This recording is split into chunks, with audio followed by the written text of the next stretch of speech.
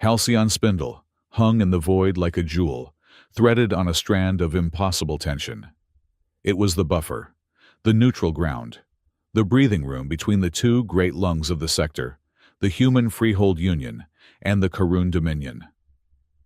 The station was a metropolis of spun metal and biodomes, orbiting a binary star whose light never settled. Its corridors were a web of competing interests. Guild representatives walked beside clandestine operatives, while merchant caravans bartered for docking rights, and the peace treaties that held it all together were as thin as replicated silk. Inside the station's primary atmospheric conduit, Number 4. Adrian Locke wiped a bead of sweat from his temple. The air here was hot, thick with the smell of ionized filters and recycled protein. He was adjusting the magnetic alignment of a flow regulator, a piece of equipment 3 levels above his pay grade and 2 sectors away from his assigned maintenance route. "I still do not understand why we are in here, Chief," a junior tech muttered from the gantry below him. The young man was holding a diagnostic pad, looking nervous. "This is High Command's jurisdiction. If the air scrubbers for the diplomatic sector fail, it is not our problem." Adrian did not look down. His fingers, long and scarred, moved with an intuitive grace over the control interface. He was listening, not just to the tech, but to the deep, resonant hum of the spindle itself. The station was breathing wrong. It was strained. "It is all one system, kid," Adrian said, his voice smooth and easy, a pleasant baritone that carried over the mechanical thrum. "If one part chokes, the whole machine eventually seizes. This regulator is off by 0.03%. It is making the primary turbines work harder. And that," he paused, giving a final, delicate adjustment, "is our problem, because I hate the sound it makes." The regulator clicked into alignment. The deep, discordant shudder that only Adrian seemed to feel subsided, replaced by a clean, steady hum.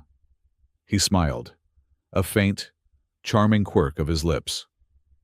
"There," he said. "She breathes easy." He closed the panel and moved back to the gantry, his movements economical and precise. Adrian Locke was a man who cultivated an air of effortless competence. He was handsome in a way that spoke of old timelines, not gene mods. His hair was dark, his eyes held a glint of humor, and he wore his maintenance overalls as if they were a tailored suit. He was the station's most overqualified engineer, the man who knew how to brew perfect, artisanal coffee in a universe of synthesized nutrient paste, and the one who always seemed to be fixing things that were not officially broken. He avoided the spotlight, but he could not stop himself from mending the world around him. Back in the main concourse of the Nexus level, Adrian headed for his sanctuary. It was a small kiosk tucked between a graviton lift shaft and an import emporium, the only place on the station that stocked actual, ground from the bean coffee. He ran the stall himself for a few hours, every cycle, mostly as an excuse to drink his own supply. He was meticulously pouring heated water over a cone of dark grounds when a sharp voice cut through his concentration. Still wasting precious water on that archaic ritual. Locke, Celine Hart, leaned against the kiosk's counter. She was a correspondent for the Freehold News Network, a woman whose mind moved as fast as her sharp, articulate speech. She was dressed in a practical, stylish synthweave jacket, her eyes bright and analytical. She was always hunting for a story. "It is not a ritual, Celine. It is civilization," Adrian replied, not missing a beat as he completed the pour. He pushed a steaming mug across the counter to her. "And you are here every morning cycle. Do not pretend you do not like it." "I like the caffeine," she retorted, but she wrapped her hands around the mug, inhaling the aroma. "It cuts through the recycled air. Speaking of which, I hear the Port Authority is raising the docking tax by another 6%. That is going to squeeze the independent merchants." Adrian shrugged, leaning back. That is what happens when the Karun fleet is inbound. The authority gets nervous. Nervous people raise taxes. They think it buys security. It buys resentment, Celine said, her gaze fixed on him. You know something about that. Do you not? War, security, resentment. It was a probe. She was always probing. Their relationship was a sparring match of wits, a dance of mutual respect and suspicion, crackling with an energy neither of them cared to name. I just fixed the pipes. Celine, I leave the ethics of interstellar tariffs to sharp-witted reporters like you. A reporter who was about to be late for a briefing, she sighed, taking a quick sip. This is good. By the way, too good for a simple pipe fixer. I contain multitudes, Adrian said with a wink. As Celine turned to leave, another figure approached the kiosk. The ambient light of the concourse seemed to bend around her. It was Ambassador Neva Soreth, of the Etherian delegation. The Etherians were a species apart. Their biology, based on crystalline resonance. Neva's skin was a pale, translucent white, like flawed quartz, and through it, one could almost see the faint, pulsing glow of her internal structures. She did not just hear, she felt the echoes of the station. She stopped, inclining her head. Her voice, when she spoke, was like soft chimes. Engineer Locke. Ambassador Soreth. A pleasure, Adrian said, his demeanor shifting to one of polite, professional distance. Can I help you? The environmental controls in your delegation's sector are holding steady at 22 degrees Celsius. Neva regarded him, her multifaceted eyes unblinking. She was famously intelligent, utterly pragmatic, and the first non-human to see through his carefully constructed facade. The temperature is acceptable, she chimed, but the resonance is not. For 3 cycles, there was a harmonic imbalance in the primary conduit of Sector 4. It was causing a distressing vibration in our meditation chambers. Then, precisely 45 minutes ago, it stopped. She paused, tilting her head. That conduit is not your responsibility. Yet, the imbalance corrected. Your personal resonance signature was strong in that area. Adrian held her gaze, his charming smile firmly in place. I get around, Ambassador. Sometimes a pipe just needs a good wrench. I see, Neva said. She did not see a wrench. She saw a man who moved with the silence of a void shadow, a man whose casual repairs had the precision of a surgical strike. You are not as normal as you pretend, Adrian Locke. The vibrations you leave behind, they are very complex. She turned and glided away, leaving Adrian in a silence that was louder than the concourse. Celine had paused, watching the exchange from a distance, her brow furrowed in thought. Later, in the quiet solitude of his small residential pod, the mask dropped. Adrian Locke stood in the dim light, the station's hum a distant comfort. The arrival of the Karun fleet had done more than just raise taxes. It had changed the air. The station's advanced filtration systems were working overtime to process the heavy, musk-like pheromones the alien species exuded. For Adrian, that scent was a key. It unlocked a door in his mind he kept welded shut. He closed his eyes, and he was no longer on the spindle. He was planetside, years ago, on a world whose name was now just a scar in the data files. It was a bloody, desperate campaign. The air was thick with plasma discharge and the smell of terror, and beneath it all, the commanding, predatory scent of the Karun officer who had led the ambush. His unit, his friends, Alara. He gripped the edge of his workstation, knuckles white.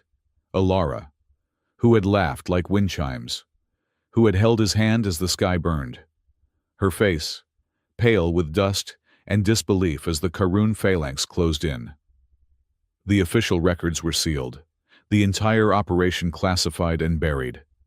But he remembered. He remembered the scent of the battlefield, and he remembered the name of the officer who had orchestrated the slaughter, the one who had watched from a ridge, his scaled armor gleaming, General Karoun. The name was a piece of shrapnel embedded in his soul. He had left that life, buried the soldier he was, and become a simple engineer. He had traded his rifle for a wrench, his battles for broken machinery. It was his penance. But now, the architect of his damnation was here. The Karoun fleet had arrived for diplomatic negotiations, and General Karoun was with them. The diplomatic reception was held in the Spindle's high-level gravity garden, a vast biodome where exotic flora hung in the air, watered by ionized mist. It was a place of nauseating politeness. Humans in formal wear mingled awkwardly with Etherians, while the Karoun stood apart, tall and imposing, their dark, iridescent scales shifting in the soft light. They communicated as much with scent as with words, their pheromones projecting arrogance, amusement, or threat. Adrian was there, naturally, on the job. A climate control sensor near the main waterfall feature had been acting up, and he had insisted on calibrating it personally. He wore his cleanest overalls, a diagnostic tool in his hand, a perfect excuse to be invisible. He observed the crowd, clocking the exits, the security patrols, the tension in the air. Then, the general entered. The atmosphere in the garden changed. It did not just quiet down, it thickened. General Karoun was larger than the others, his scales the color of a deep, oil-slick bruise. He moved with a predator's liquid grace. His scent projection was overwhelming dominance, absolute confidence, and a chilling, ancient amusement. He saw Adrian immediately, a human laborer, grubby and out of place, tinkering with a wall panel. The general changed course, gliding toward him. The other diplomats, human and alien, stepped back, clearing a path. The general stopped inches from Adrian, towering over him. He inhaled deeply, sampling Adrian's scent. The general's voice was a low rumble, laced with a pheromonal trace that was meant to be both disarming and threatening. A predatory tease. A broken little human, the general mused, his voice loud enough for those nearby to hear. Still trying to fix the machine. You smell of sweat and old regrets. Such fatigue. Perhaps you need a stronger hand to guide your work, or your life. Adrian slowly looked up from his diagnostic tool. His gaze was calm, meeting the general's cold, reptilian eyes. The ghost of Alara's face flashed in his mind. The smell of plasma and ruin filled his senses. He let a slow, utterly charming, and lethally cold smile spread across his face. You picked the wrong guy to flirt with. The general's own smile faltered, a flicker of surprise in his dark eyes. The scent he projected soured for a microsecond, a flash of irritation. Before he could respond, Adrian turned back to his panel, dismissing the most powerful military leader of the Karoun Dominion as if he were an annoying interruption. The general stared at the back of Adrian's head for a long moment, then turned and glided away, the encounter forgotten by all but the two men who had lived it. Hours later, the Spindle slept. The party was over. The first alarm was a silent one, tripping a high-security alert in the diplomatic sector. The main station alarms blared to life 3 minutes later, a jarring siren that woke thousands. Lockdown. Adrian was in the maintenance tunnels 2 levels below the Etherian delegation when the alert hit. He had been tracking a power fluctuation that started right after the general left the party. It was a hunch. Now, it was a crime scene. He hacked into the local security feed. The scene was chaos. The corridor leading to Ambassador Neva's quarters was a wreck. 2 of her Etherian bodyguards were down, their crystalline forms cracked. A Karoun attaché lay nearby, his throat slashed, his dark blood pooling on the deck, and leaning against the bulkhead, Clutching an arm that was bleeding a pale, glowing fluid, was Neva Sorith. She was alive, but she was wounded. It was an assassination, a diplomatic catastrophe, a Karun diplomat, dead in the Etherian sector. Just hours after the general's arrival, the fragile peace was about to shatter. All non-security personnel, return to quarters. The station-wide announcement boomed. This is a full station lockdown. Adrian's terminal chirped. An emergency broadcast from Spindle Security, overriding all channels. The face of the security chief, a grim-faced human, filled the screen. "We have an ongoing diplomatic incident," the chief announced. "The perpetrators are believed to be human. We have acquired security footage of a person of interest seen near the restricted zone moments before the attack." The footage played. It was a narrow service corridor. The lighting was terrible. A figure moved quickly, keeping to the shadows. A human male, wearing maintenance overalls. The figure paused at a junction, looked back, and his face was lost in the glare of a status light. But the build, the gait, the precise, economical way he moved. It was Adrian. A cold dread settled in his stomach. The camera angle was perfect. The timing was perfect. It was a frame-up, executed with military precision. They had used his own habits, his own off-the-books repairs, against him. His terminal pinged again. A private message. From Celine. "Adrian, what did you do?" Another ping. "Neva. They are coming for you. Engineer Locke. The footage is a lie. The resonance. It is wrong." He heard it then. The heavy, rhythmic tramp of security boots, echoing down the main conduit. They were coming for him. He looked at the emergency ventilation shaft at his feet. It led down into the unmapped guts of the spindle, a place where he could disappear for weeks. He could run. That was the smart move, the veteran's move. But he thought of the general's arrogant, scented dismissal. He thought of the smug satisfaction in those cold eyes. Running would prove his guilt. Running would hand the general the very war he clearly wanted, with a human scapegoat to blame for it. Running meant Alara died for nothing. The boots were getting closer. Adrian Locke stood up, dusting off his overalls. He picked up his diagnostic tool. He was not a soldier anymore. He was an engineer. And this was just a very complex, very dangerous machine, breathing all wrong. He refused to run. He would not be the political sacrifice. He would find the hand that built this trap. He would fix the system. The choice pulled him back onto the battlefield he had tried so hard to forget. But this time, the battlefield was his home, and his quest was not for revenge. Not just for revenge. It was for the truth. He smiled. That same cold, charming smile. The hunt was on. The heavy boots stopped just outside the bulkhead. The metal grill of the ventilation shaft was cold under Adrian's hands. He did not move. "Unit 4, report." A voice crackled over the comms, audible even through the solid steel door. "Sector is clear, Chief," another voice replied. This one strained. "We are at the junction. No sign of him. His access is locked. He cannot get far. Sweep the lower levels. I want Locke found." The boots moved on, their metallic rhythm fading. Adrian let out a slow breath. He was not just a fugitive. He was a celebrity. He checked his diagnostic tool, now a contraband device. He had 30 seconds before the local grid would register his unauthorized access. He jacked it into the wall panel. His first call was not to an escape route, but to a person.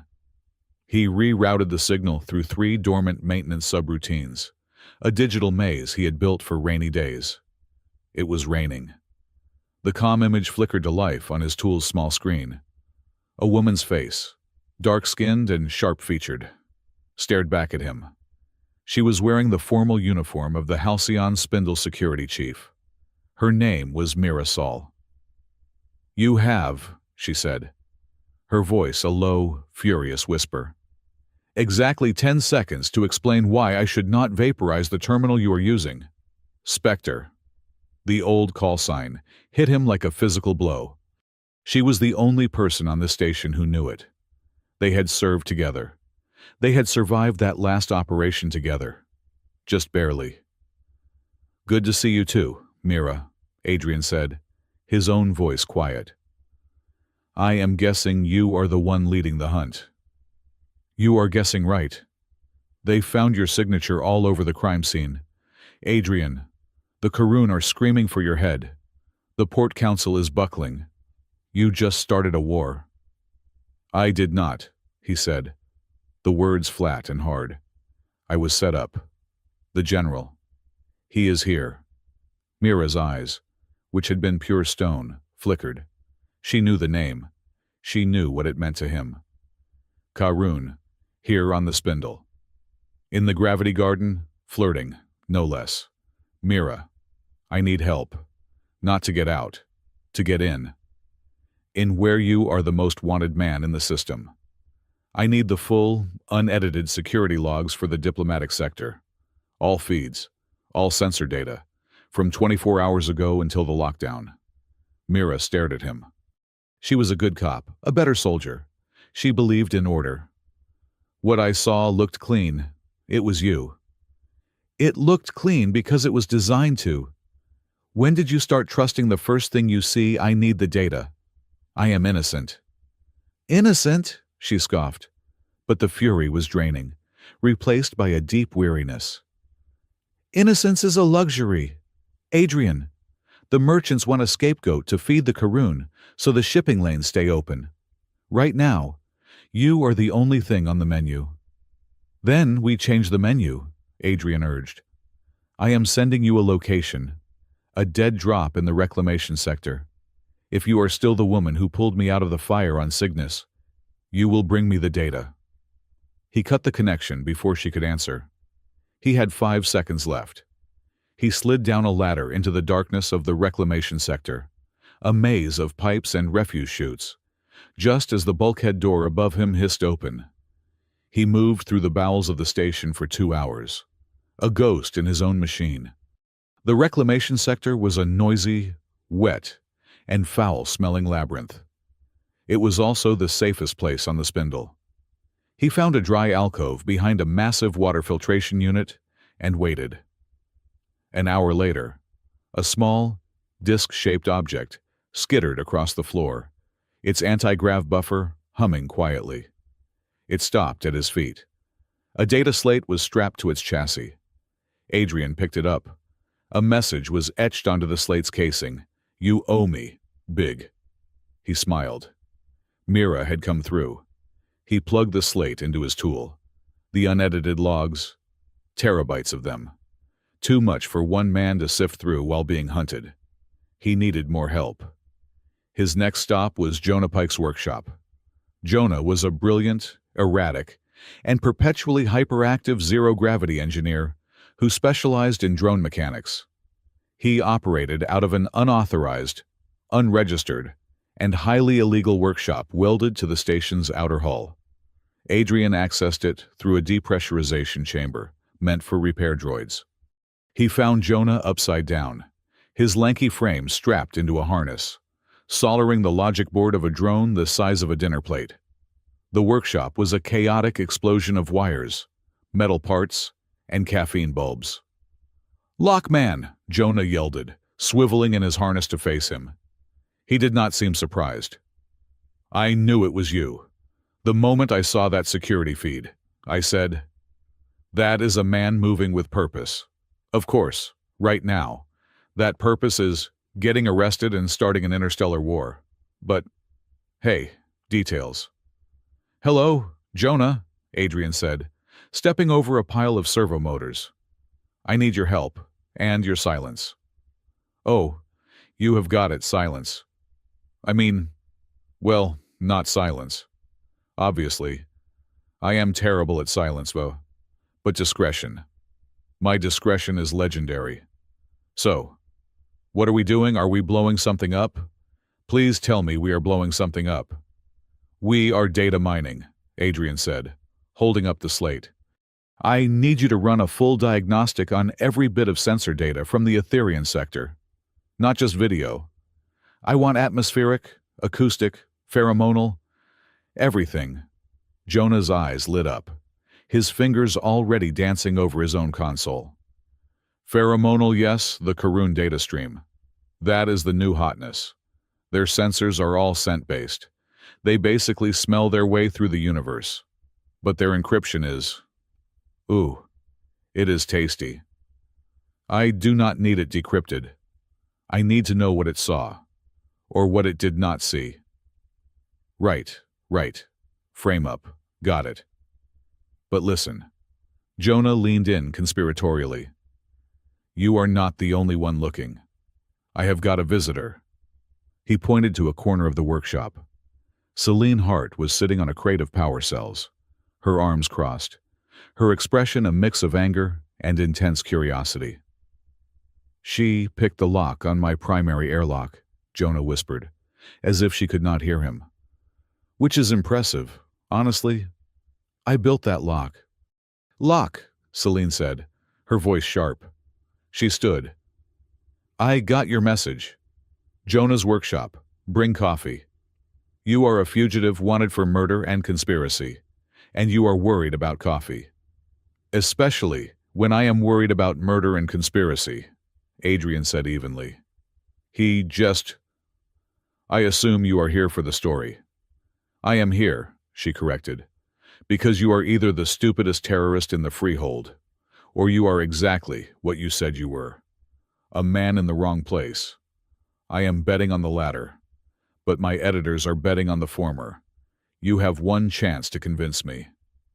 Good, Adrian said. Because I need you. Jonah, get to work on this data. Celine, you and I are going to look for a different kind of trail. What kind of trail? The general is backing a purist faction, fanatics. They want a war. This assassination was the opening shot. But wars are expensive. They need ships, weapons, logistics. He looked at her pointedly. And they need a cover story. Something boring. Something no one looks at. Like, for example, humanitarian aid contracts.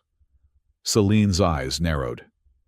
You think they are moving weapons under the guise of relief aid. I think the Karun military logistics routes have probably seen a lot of recent, very charitable, very well-funded activity. You are a reporter. Go find it. And what do I get? She asked. The truth, Adrian said. You get the exclusive. You get to break the real story, not the one they handed you. You get to stop a war before it starts. Is that enough? Celine held his gaze for a long moment. For now, she said. She turned to go. I will need secure comms. Jonah will give you a shielded drone link, Adrian called after her. And Celine, try to stay out of the security sweeps. You are less charming when you are in a holding cell. She gave him a look that could strip paint and disappeared through the airlock. Wow, Jonah said, already deep in the data slate. She likes you. Like, in an I want to arrest you and also kiss you kind of way. It is very dramatic. Oh, this is interesting. What? Adrian moved to his side. The pheromone sensors, Jonah said, pointing to a cascading line of code. The Karun have their own security sensors in that sector. They are standard for any diplomatic visit. And they registered the attack. But they registered the attacker as Karun. What? Yeah, see this scent code. Jonah highlighted a complex string. This is a weaponized pheromone signature. It is an override. It is designed to tell Karun sensors. It is fine. I am one of you. Nothing to see here. The assassin was wearing a scent mask, a high-tech one. This was an inside job. Lock. The Karun framed you, but they also framed themselves. They used their own technology to bypass their own security, Adrian murmured. the pieces clicking into place. They did not just want to kill the attaché. They wanted to start a fire right next to the Etherean delegation, create maximum chaos, and they needed a human to take the fall. "Well, congratulations. You are the human," Jonah said. "But, wait. There is more. This scent code. It is not just a friendly signal. This is military grade. This is... Oh, man. This is a Verdant Clade signature." "The Verdant Clade," Adrian said, the name tasting like ash. "The purest cult. The ones who believe in Karun supremacy through scent." "They are not just a cult anymore, Chief," Jonah said, his voice losing its manic energy, replaced by genuine fear. "This code is top level. This is state-sponsored terror. The general, he is not just visiting for diplomacy. He is running his own shadow war." The station, which had been a haven, suddenly felt like a cage.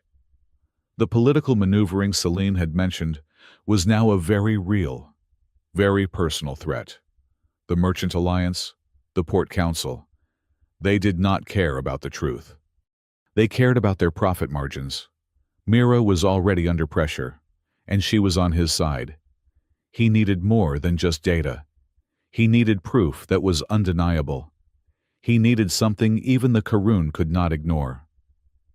He opened a secure channel to Ambassador Neva Sorith. Her translucent face appeared, her form slightly blurred. She was in a medical bay. Her arm was wrapped in a crystalline mesh that glowed with a soft, healing light.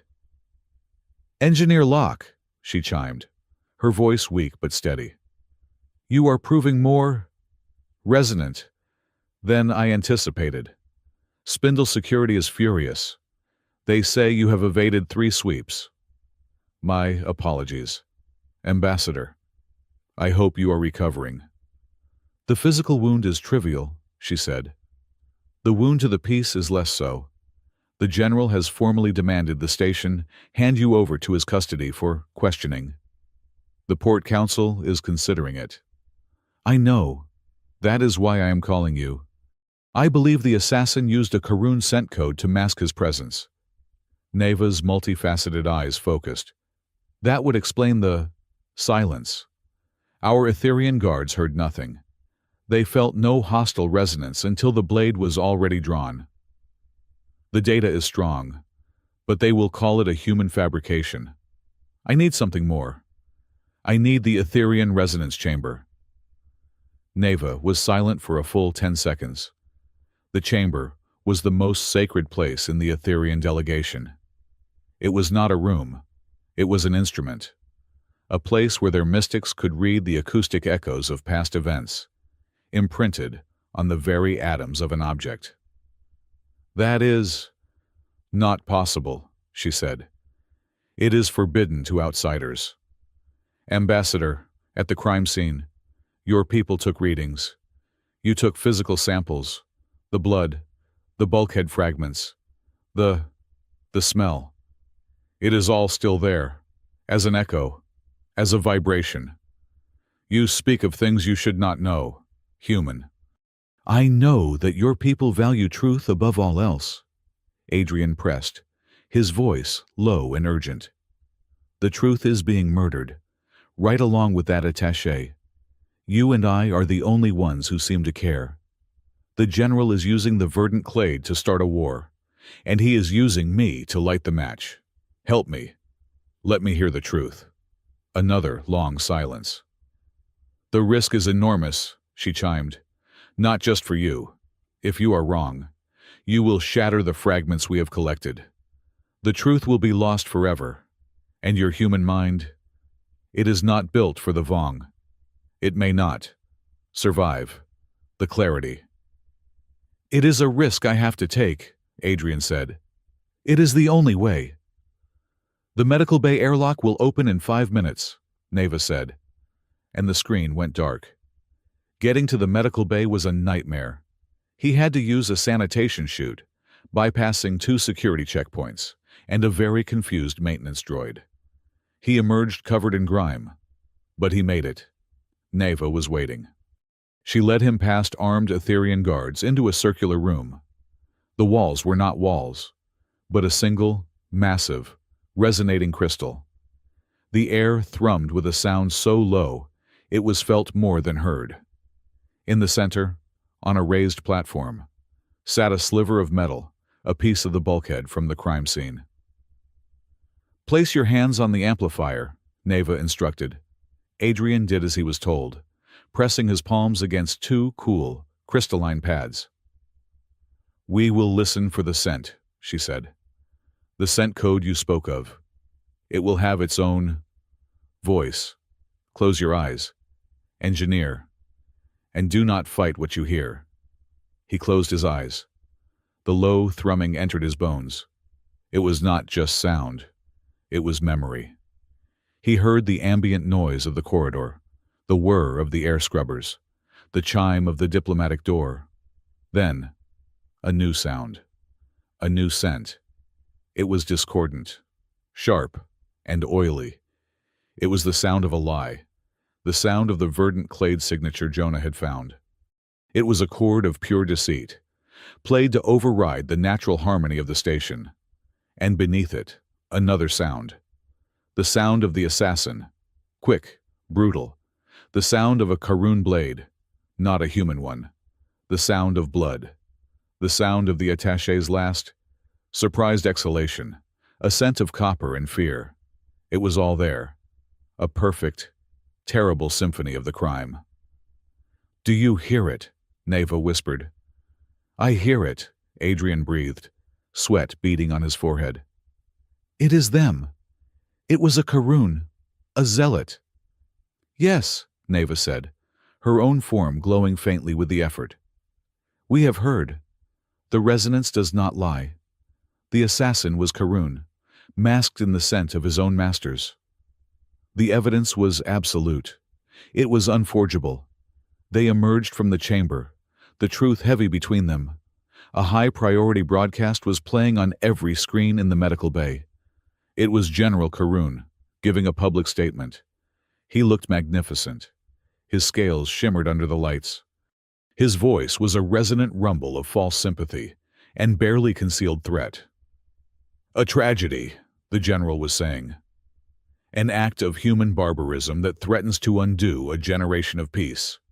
The fugitive, Adrian Locke, is a symptom of a deeper human sickness. An inability to control your own primal natures." He paused, looking directly into the camera. He was speaking to the entire station. He was speaking to Adrian. "Humans always laugh before they tremble," the general said. His voice, laced with a predatory pheromone that even the broadcast could not entirely filter. "It is a sign of your weakness. Your fear." Adrian watched the screen, his face a mask. He felt Neva's resonant gaze on him. He walked over to the medical bay's public comm unit. He activated it. "Chief," he said, overriding the security channel. "This is Locke. Patch me through to the main broadcast. Now." He heard Mira sputtering on the other end. "Locke, what are you doing? I will be shot for this." "Just do it. Mira. He called us out. He needs an answer." He heard a click. His face, grime-streaked and weary, appeared on a split screen next to the general's. The entire station was watching. General Karun's eyes widened, his projected scent turning sour with genuine surprise. Adrian leaned into the camera. He did not look angry. He did not look afraid. He just looked tired and very, very determined. "We are not laughing because we are afraid. General," Adrian said, his voice calm and clear, cutting through the station's fear. "We laugh to remember we are still human, and we are coming for the truth." He cut the feed. The backlash was immediate. The station erupted. Some saw a hero. Others saw a terrorist taunting a foreign power. The general, however, saw something else. He saw a threat. An hour later, Celine Hart contacted him, her voice breathless. "Adrian, They are counterattacking. Not with guns. With information. What information? A leak. A massive one. It just hit every newsfeed on the spindle. Your service record. Adrian. Your real one. The screens in the medical bay, which had been showing frantic political commentary, all changed. They showed a single, grainy black and white photo. It was Adrian, younger, harder, wearing the all-black fatigues of a Void commando. The headline was simple: Assassin was humanity's most feared ghost. They just told the entire station, Celine said, her voice grim, that you were Spectre class. The Freehold's top Black Ops assassin. The man they sent when they wanted entire operations to disappear. Adrian watched his own face stare back at him from the screen. The man he had tried to bury. He is not just framing me for this murder, Adrian realized, a cold wave washing over him. He is framing me for all of them. He is turning my past into his weapon. Adrian! Mira's voice cut in over comms, panicked. The council just voted. They are not just handing you over to the Karun. They are authorizing a full tactical lockdown of the lower levels. They have declared you a Spectre-level threat. They are not hunting you anymore. Adrian. What are they doing? He asked. They are coming to kill you. The airlock to the Etherian medical bay hissed open. Adrian Locke did not look back at Navasorith. He moved into the public corridor, his grimy overalls a perfect camouflage among the station's panicked civilians and frantic security patrols. He was the eye of his own hurricane. Mirasol's voice was a frantic ghost in his hidden comm. They are coming to kill you. Full tactical. Level 3. Level 4. They are sweeping everything. Celine Hart's voice was layered over it from a different, shielded channel. The media is eating it alive. Adrian. You are the monster of the hour.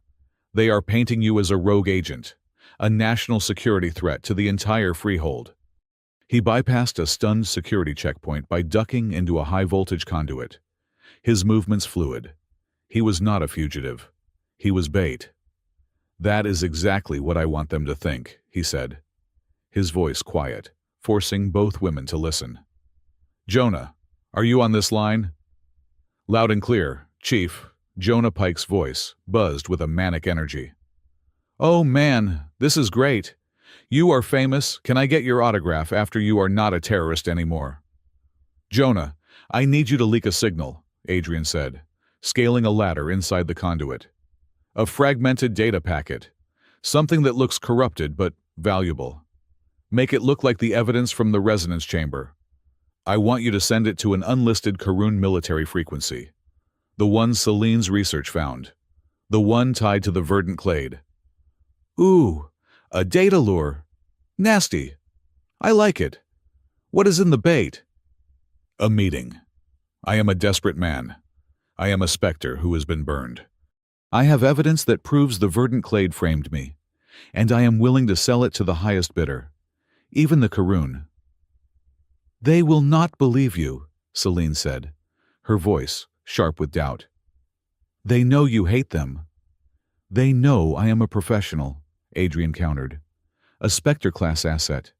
They think I am a monster, a mercenary. They will believe I am trying to save my own skin and make a profit. They will not be able to resist. Where is this meeting? Mira asked, her voice grim. The atmospheric garden on level 9. The large one. It is public. It is complex. And it is full of sensor-baffling flora. Send the signal. I will be there in 20 minutes. They will not come to talk. Adrian, Mira warned. They will come to silence you. This is a suicide run. It is a fishing trip, Adrian said, emerging into a quiet maintenance corridor.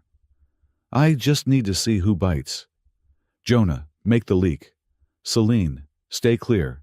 Mira, keep your people busy on the lower levels. I need room to work. He cut the comm. The atmospheric garden on level 9 was one of the Spindle's wonders. A vast, domed chamber where the air was thick with humidity and the smell of alien soil.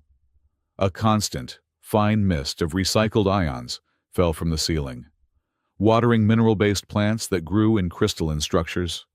They hummed, almost singing, a low thrum that harmonized with the station's core engines. It was beautiful, and it was a tactical nightmare, or a paradise, depending on your perspective. Adrian did not go to the center. He stayed in the shadows, a mechanic checking a climate sensor near the entrance. He watched the mist. He watched the tourists, few as they were, hurrying through. He watched the plasma fireflies, small, glowing utility drones that monitored air quality, their lights a soft, pulsing dance.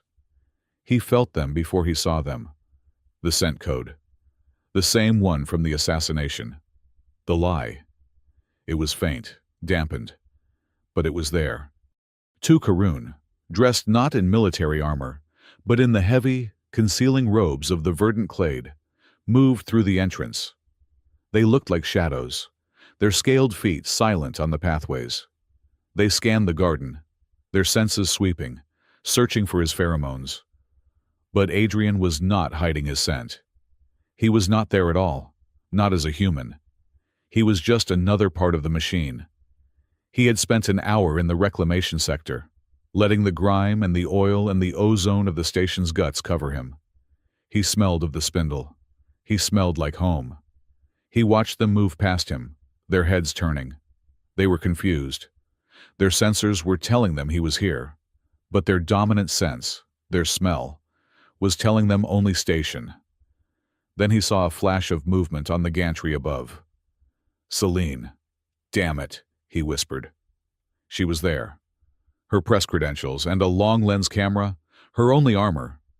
She thought she was hidden behind a large, crystalline fern. She was wrong. One of the assassins stopped. Its head snapped up. It had scented her. The fresh, clean, human scent. A new target. The assassin moved, its hand disappearing inside its robe, pulling a blade that shimmered, wet with some kind of accelerant. It was impossibly fast, scaling the rock-like wall to the gantry in 2 bounds. Celine saw it. She opened her mouth to scream, but her professionalism, or her terror, froze the sound. Adrian was already moving. He was not a soldier now. He was a shadow. He used his urban invisibility. He did not run. He flowed. He stepped from the shadow of one humming crystal to the next, using the ion mist to cover his sound. The second assassin, the one below, was still scanning, unaware. Adrian grabbed a fallen piece of mineral flora, a heavy, crystalline shard. He vaulted the low wall, landing on the gantry just as the Karun raised its blade over Celine. "Hey," Adrian said. The assassin turned, its reptilian eyes wide with surprise. It did not have time to process the scent, the man, the impossibility. Adrian was not there to fight. He was there to end it. He moved inside the Karun's guard, his specter training a brutal, cold muscle memory. He slammed the crystalline shard into the joint of the assassin's shoulder, severing the nerve cluster. The arm holding the blade went limp. He did not stop. He spun. His other hand, the one holding his simple diagnostic tool, coming up in a hard, precise jab. The tool's metal edge slammed into the Karun's scent gland, located just below the jaw. The assassin choked. It could not scream. It could not release a pheromonal distress signal. It was silenced. It stumbled back, clutching its throat, and fell from the gantry into the dense, humming foliage below. The second assassin looked up, its head snapping to the sound. It saw Adrian, standing over Celine. It saw its partner fall. It did not attack. It hissed, a sound of pure hatred, and vanished, blending back into the shadows and disappearing toward the exit. It had its confirmation. Locke was here, and he was a threat. Adrian's heart was hammering. He looked at Celine. She was pale, shaking, but her eyes were alive, burning with a mix of terror and adrenaline. You, she stammered. I told you to stay clear, he said, his voice rough. He grabbed her arm. Come on. He pulled her not toward the exit, but deeper into the garden, into a maintenance alcove hidden behind a waterfall of ionized mist.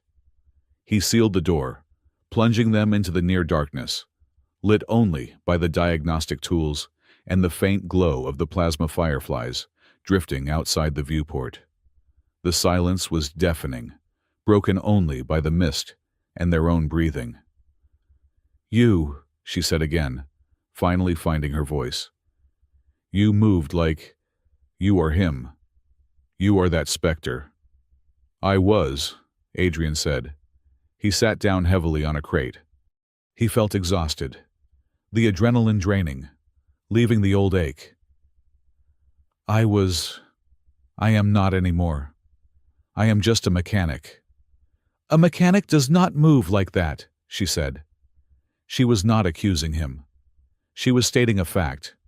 She was trying to understand. They say you are a killer, a ghost.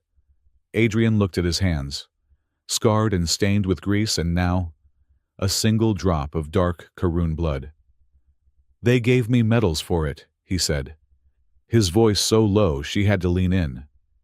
For being a ghost, for doing the things they needed done, the things they wanted to pretend did not happen. He looked up, his eyes meeting hers in the dim light. I do not have them. The medals. I left them on a transport. But I kept the ghosts. The operation, Celine whispered.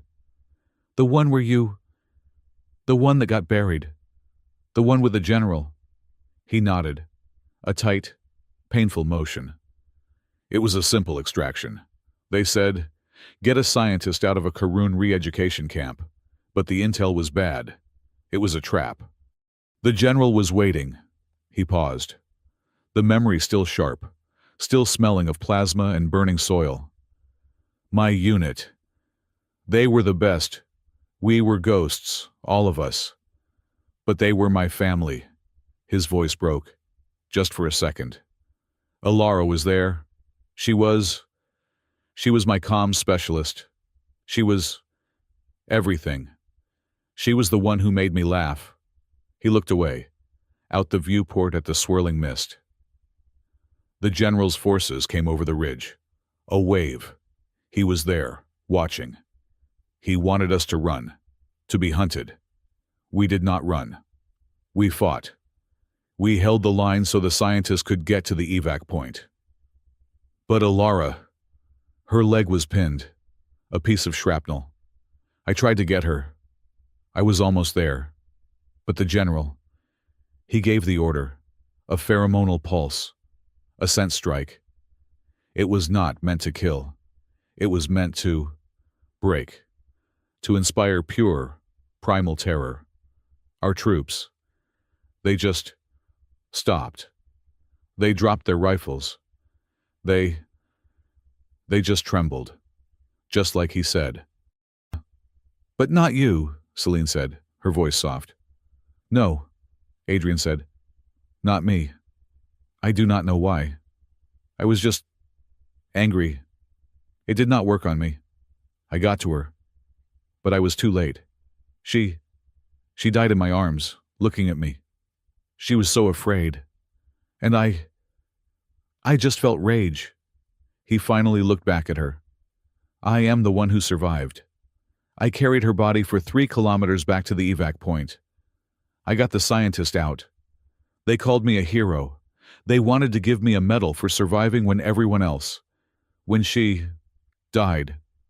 That is why I left. That is why I am here. I am not a hero. Celine, I am the man who failed. I am just fixing pipes. It is my penance. Trying to fix the things I can. Celine did not say anything for a long time. She simply watched him, this complex, broken, brilliant man. She moved, sitting next to him on the crate. She did not touch him. Not yet. You are not failing now, Adrian, she said.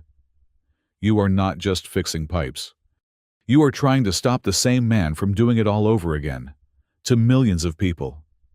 He framed me for a murder I did not commit, using the memory of the one I did, Adrian said. The bitterness a raw wound. He is good. So are you, Celine said.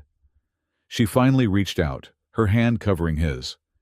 You are not a ghost. You are here. And I see you. He looked at her hand, then up at her face. The light from the plasma fireflies outside danced in her eyes.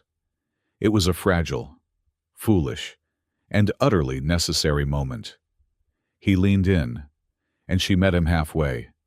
The kiss was not the desperate, passionate kiss of a holodrama.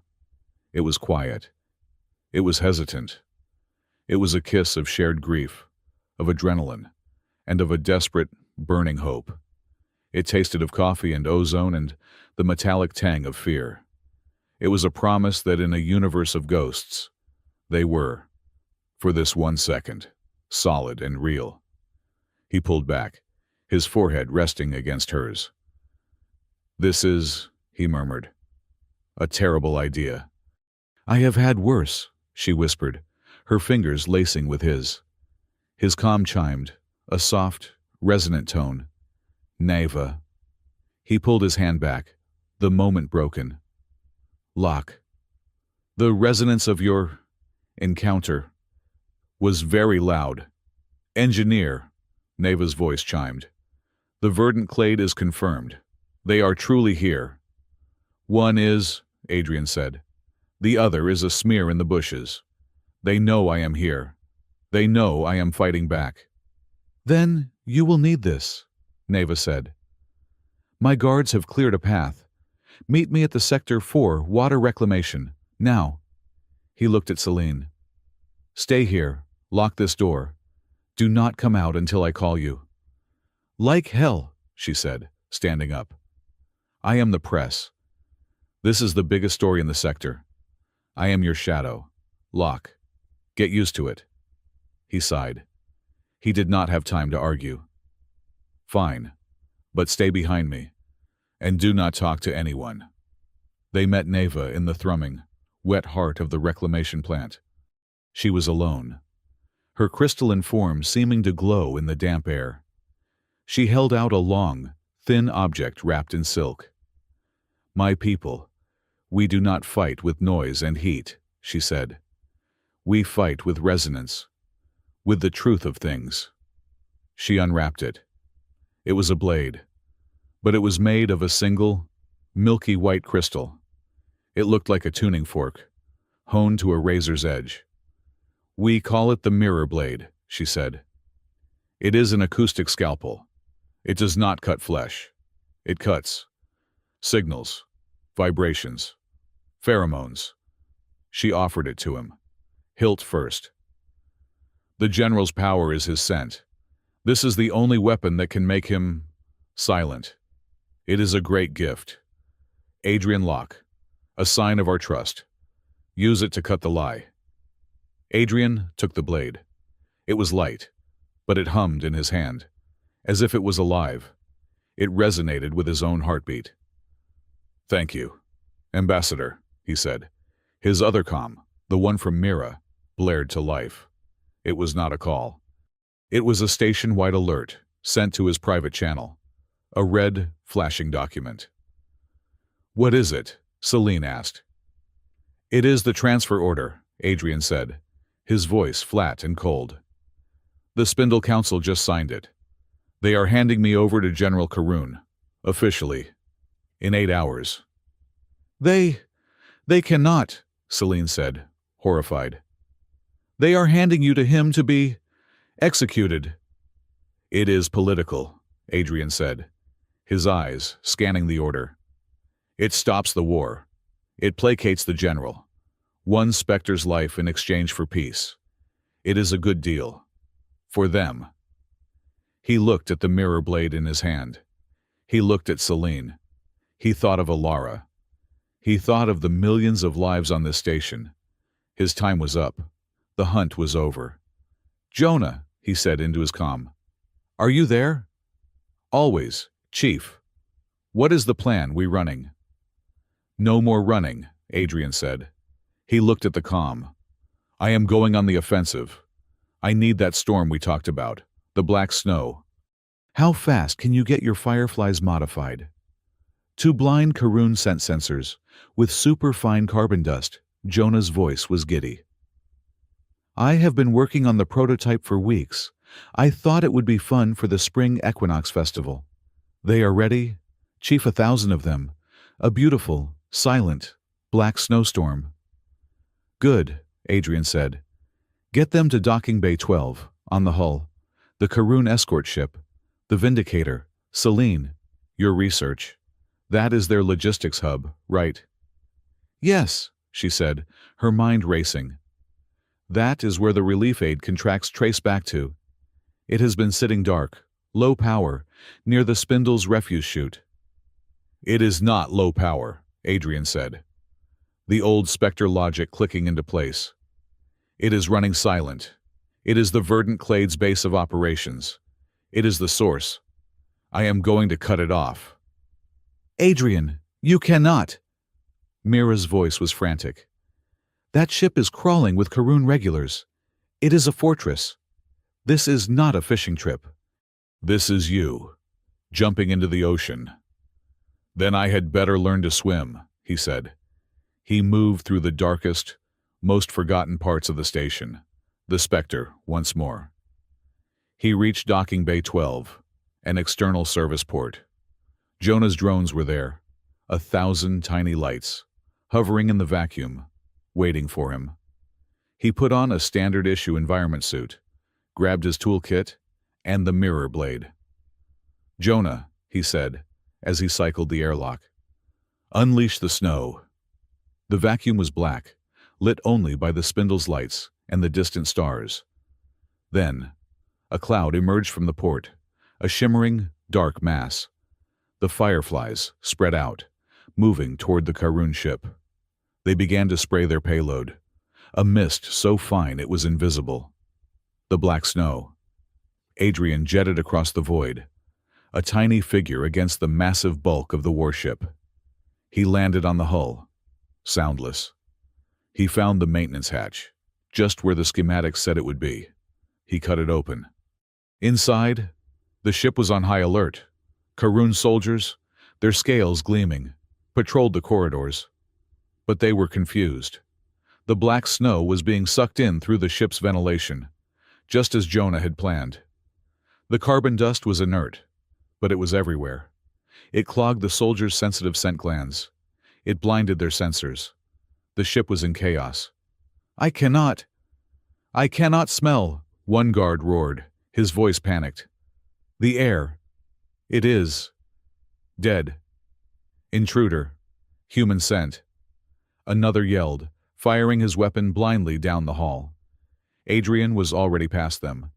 He moved through the chaos, a ghost in a snowstorm. The mirror blade in his hand was humming, pulsing with a low, cold light. He found the central lab. It was just as Celine had suspected. A pheromone synthesis center. Vats of chemicals, data cores, and a single, massive console. He jacked his tool in. The data flooded his device. Contracts, troop movements, the formula for the scent mask. Communications from the general. It was all there. The entire conspiracy. He had it. He had the truth. He pulled the data slate, a triumphant, grim smile on his face. And then, the trap snapped shut. The doors slammed. The room flooded with red light. A new scent hit the air, so powerful it made his eyes water, even through his filters. It was not a weapon. It was an accelerant. A timer flashed onto the main console. 10 minutes. He ran to the console. It was not a self-destruct for the ship. It was a broadcast signal. The lab was tied directly into the Spindle's primary atmospheric generators. The ones he had fixed. The ones he knew so well. He read the chemical formula. It was not the terror scent from his past. It was something new. Something worse. A rage pheromone. A scent code that would drive any Kasuchan who smelled it into a blind, murderous fury, directed at the scent of human. And the timer was set to detonate at the exact same moment as the diplomatic treaty signing party. The general had not just laid a trap for him. He had laid a trap for the entire station. He would broadcast the rage scent, the Karun on the station would go berserk, and it would be a massacre. And the blame, it would fall on the human specter, Adrian Locke, whose stolen data slate would be found clutched in his dead hand, after he heroically tried to stop his own terror weapon from detonating. He looked at the data slate in his hand, the proof, the way to clear his name. He looked at the door. He could cut his way out. He could be on a shuttle, gone, before the timer hit 0. He could save himself. Or, he looked at the console. 10 minutes. Millions of lives. He was not a specter. He was not a hero. He was just a mechanic. And this was the biggest broken machine he had ever seen. He shoved the mirror blade into his belt and put the data slate on the floor. He turned to the console, his fingers flying over the interface. "You picked the wrong guy to flirt with," he muttered, the words a prayer and a curse. He was not running. He was staying. He was choosing to save them all. The Grand Diplomatic Hall on Halcyon Spindle was a masterpiece of political stagecraft. The air was a carefully balanced cocktail, designed to be benign to a dozen different biologies. Soft, ambient light radiated from floating orbs, illuminating the flowing robes of Etherian delegates, the sharp dress uniforms of the Freehold Union, and the dark, iridescent scales of the Karun contingent. It was a party on the edge of a blade. General Karun stood at the main podium, a crystalline flute of some celebratory liquid in his hand. He was the picture of magnanimous statesmanship. His pheromonal projection was one of peace, benevolence, and a faint, buttery aroma of forgiveness. It was, Adrian Locke thought, the most repulsive smell he had ever encountered. Adrian was not in the main hall. He was one level below, in a cramped access junction, his comlink a quiet chorus of voices in his ear. On the tiny screen of his diagnostic tool, a timer he had synced to the station's atmospheric core was counting down 9 minutes, 40 seconds. "All right, people," Adrian said, his voice a low, steady murmur. "Report in, Jonah." "I am in the sweet spot, Chief." Jonah Pike's voice crackled, buzzing with suppressed excitement. "I have got a beautiful back door into the broadcast system and the vent controls. I can see the general from here. His scales are very shiny, very villainous." "Mira." "My teams are in position." Mira Sol's voice was clipped.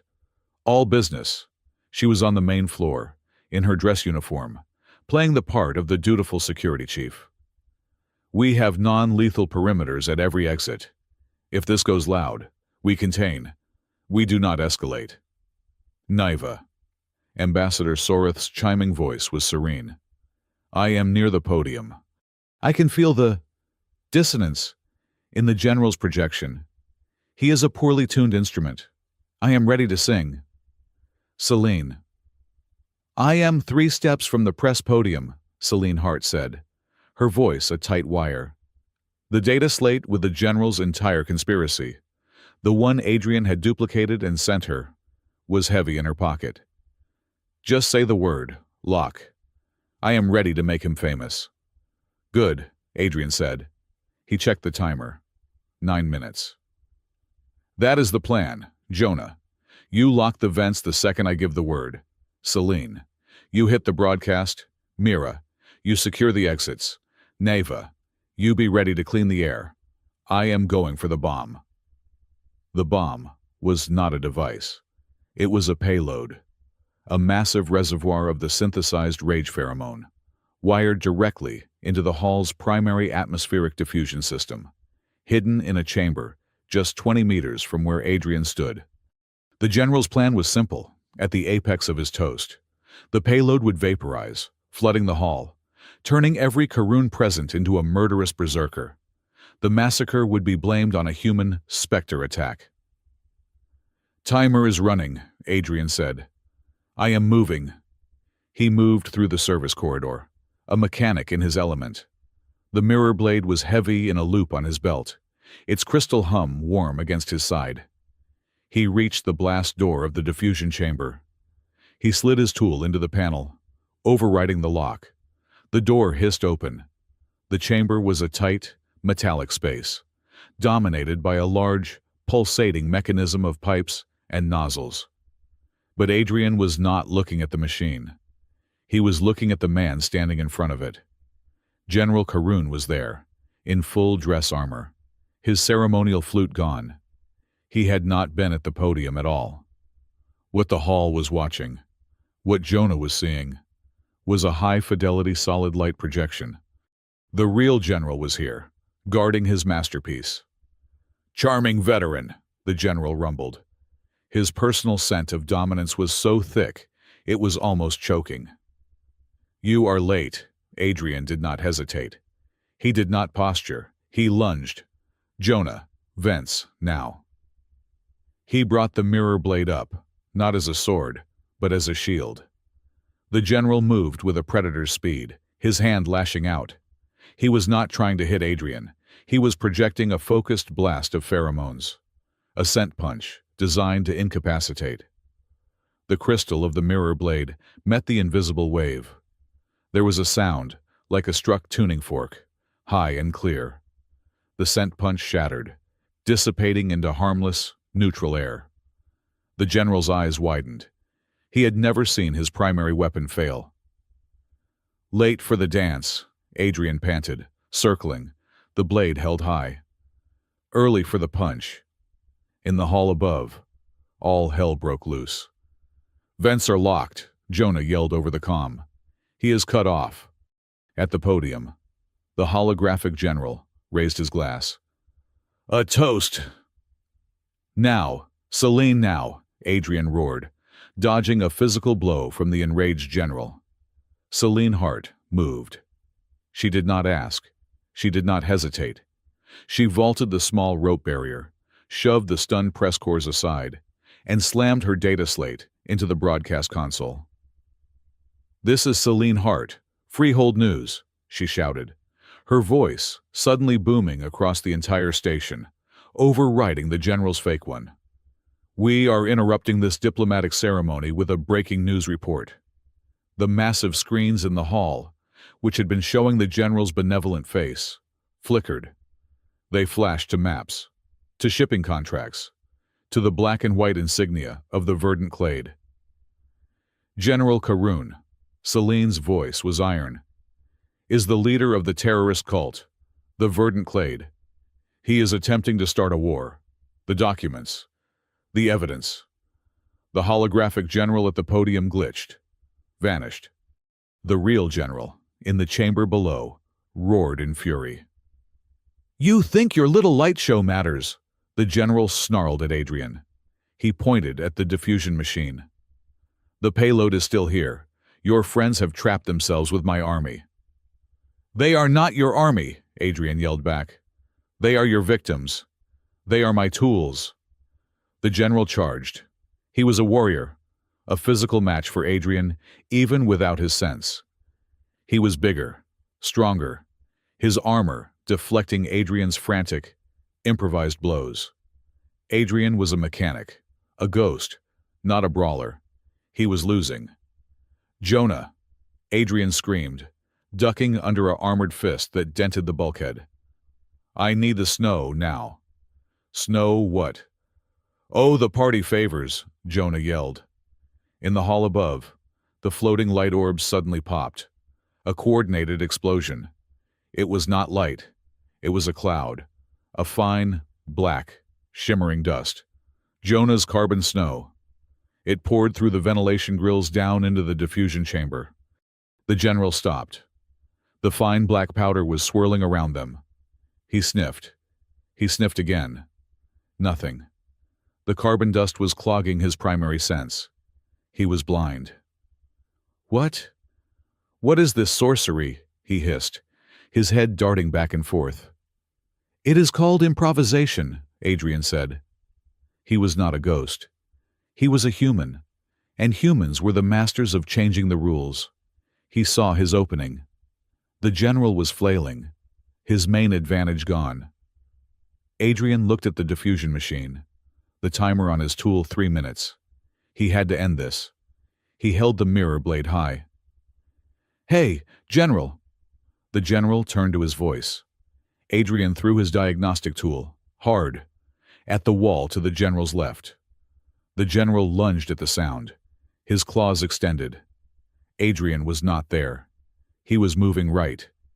He ran at the general from the side and jammed the humming mirror blade, not into the general's flesh, but into the central power pack of his armored suit. There was a high-pitched scream, a sound of resonating crystal being overloaded. The general's armor sparked, sizzled, and went dead. His personal pheromone emitter, his armor's strength assists, all of it, gone. He was just a Karoon, standing in a dark room, blinded by dust. Adrian backed away, breathing hard. He looked at the timer. 2 minutes. He ran to the diffusion bomb. He slammed his hand on the access panel. He had to find the disarm. The general was not beaten. He was just angry. He laughed, a low, rasping sound in the dark. "Brave," he said. "Foolish. You cannot disarm it. It is bonded to my neural link. As long as I am conscious, it is armed, and I will not surrender." Adrian stared at the console. The general was right. The disarm sequence required a complex, scent-based biometric key. A key only the general possessed. Timer 90 seconds. "You lose, Spectre," the general said, his voice full of triumph. In the hall, Celine was still broadcasting, her voice clear and strong, reading the names from the contracts. Mira's teams were holding the doors, a calm wall against the rising panic. Neva was watching the vents, her body thrumming, waiting. Adrian looked at the sealed chamber. He looked at the timer. He had the data slate with the conspiracy. He had the general, disarmed and blind. He had won. But he was going to lose. The bomb would still go off. "No," Adrian said. "It is over," the general sneered. "No," Adrian said again, his voice different, not angry, not afraid. He was a mechanic. He was looking at a broken machine. "You are right. I cannot disarm it. But I can contain it." "What?" Adrian ran to the chamber's main hatch, the one that led inside, to the nozzles. He slammed his fist on the manual override. The thick, reinforced door hissed open. "What are you doing, human?" the general whispered, his arrogance finally cracking, replaced by confusion. That is death. That is a pure, concentrated nightmare." Adrian looked back at the general. He gave him that same, cold, charming smile from the party. "You picked the wrong guy." He took a deep breath of the carbon-dusted air and leaped inside the diffusion chamber.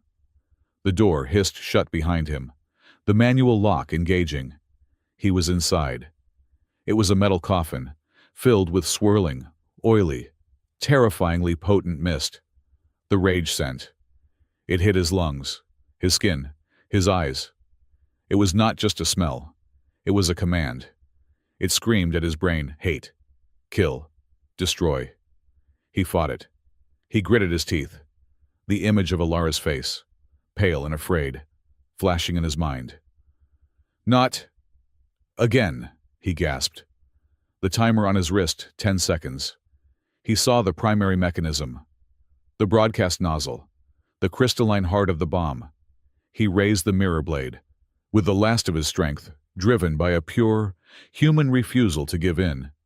He plunged the blade into the crystal. It shattered.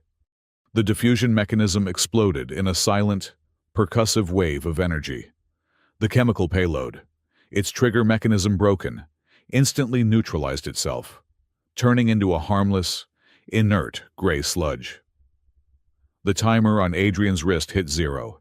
In the hall above, a small, residual puff of the rage scent, the last gasp of the system, escaped the locked vents. It was enough. The Karoon in the hall. They stiffened. A low, collective growl began. Their eyes, one by one, turned to the nearest human. Naiva, Mira shouted. Ambassador Naiva Soreth did not wait. She stepped onto the main stage, pushing past the abandoned broadcast equipment. She placed her translucent hands on the great crystalline podium, and she sang. It was not a word. It was a note. A single, pure, impossible note of absolute clarity and peace. The Etherian Vong, a counter-resonance. It radiated from her. A wave of sound that met the wave of scent. The sound erased the scent. The growling stopped. The Karoon blinked, their eyes clearing. They looked around, dazed, confused, like men waking from a terrible dream. The hall was silent. Celine Hart, her broadcast finished, just stared, down below. Mira's team stormed the diffusion chamber. They found the general, sitting on the floor in the dark, his armor dead. He is in here, Mira said, pointing to the sealed hatch. They cracked the seal. Adrian Locke slumped out, falling to the floor. He was covered in the gray, inert sludge. His body was shaking, his eyes wide and unfocused, pupils dilated to pinpricks. He was gasping, fighting for every breath. But he was alive. Adrian. Celine was there, kneeling beside him, wiping the sludge from his face. Adrian, it is me. It is over. You did it. He looked at her, his gaze slowly focusing. Celine, he whispered. He. We got him, Locke, Mira said, her voice rough with a sudden, terrible relief. Two of her guards were dragging the general, now in binders, out of the corridor. He was no longer a warlord. He was just a prisoner. He stopped, his gaze falling on Adrian, who was gasping on the floor. He saw Celine holding him. He saw the broken mirror blade in Adrian's shaking hand. His political career was over. His army was exposed. His ultimate weapon was a puddle of goo. And General Karoon smiled. It was not a smile of defeat. It was a smile of pity, of a terrible, secret knowledge. You do not understand the larger game, little Spectre, he said, his voice quiet. You never did. Mira shoved him forward. Move. The general was led away, his words hanging in the air. A new, colder poison than any pheromone. The air in the corridor was thick with the acidic smell of neutralized pheromones and the metallic tang of fear. Adrian was on his knees, his body a mass of tremors. Celine's hands were on his shoulders, grounding him, her voice a steady presence in the chaos. It is over, she was saying, her words for him, but also for herself. You won.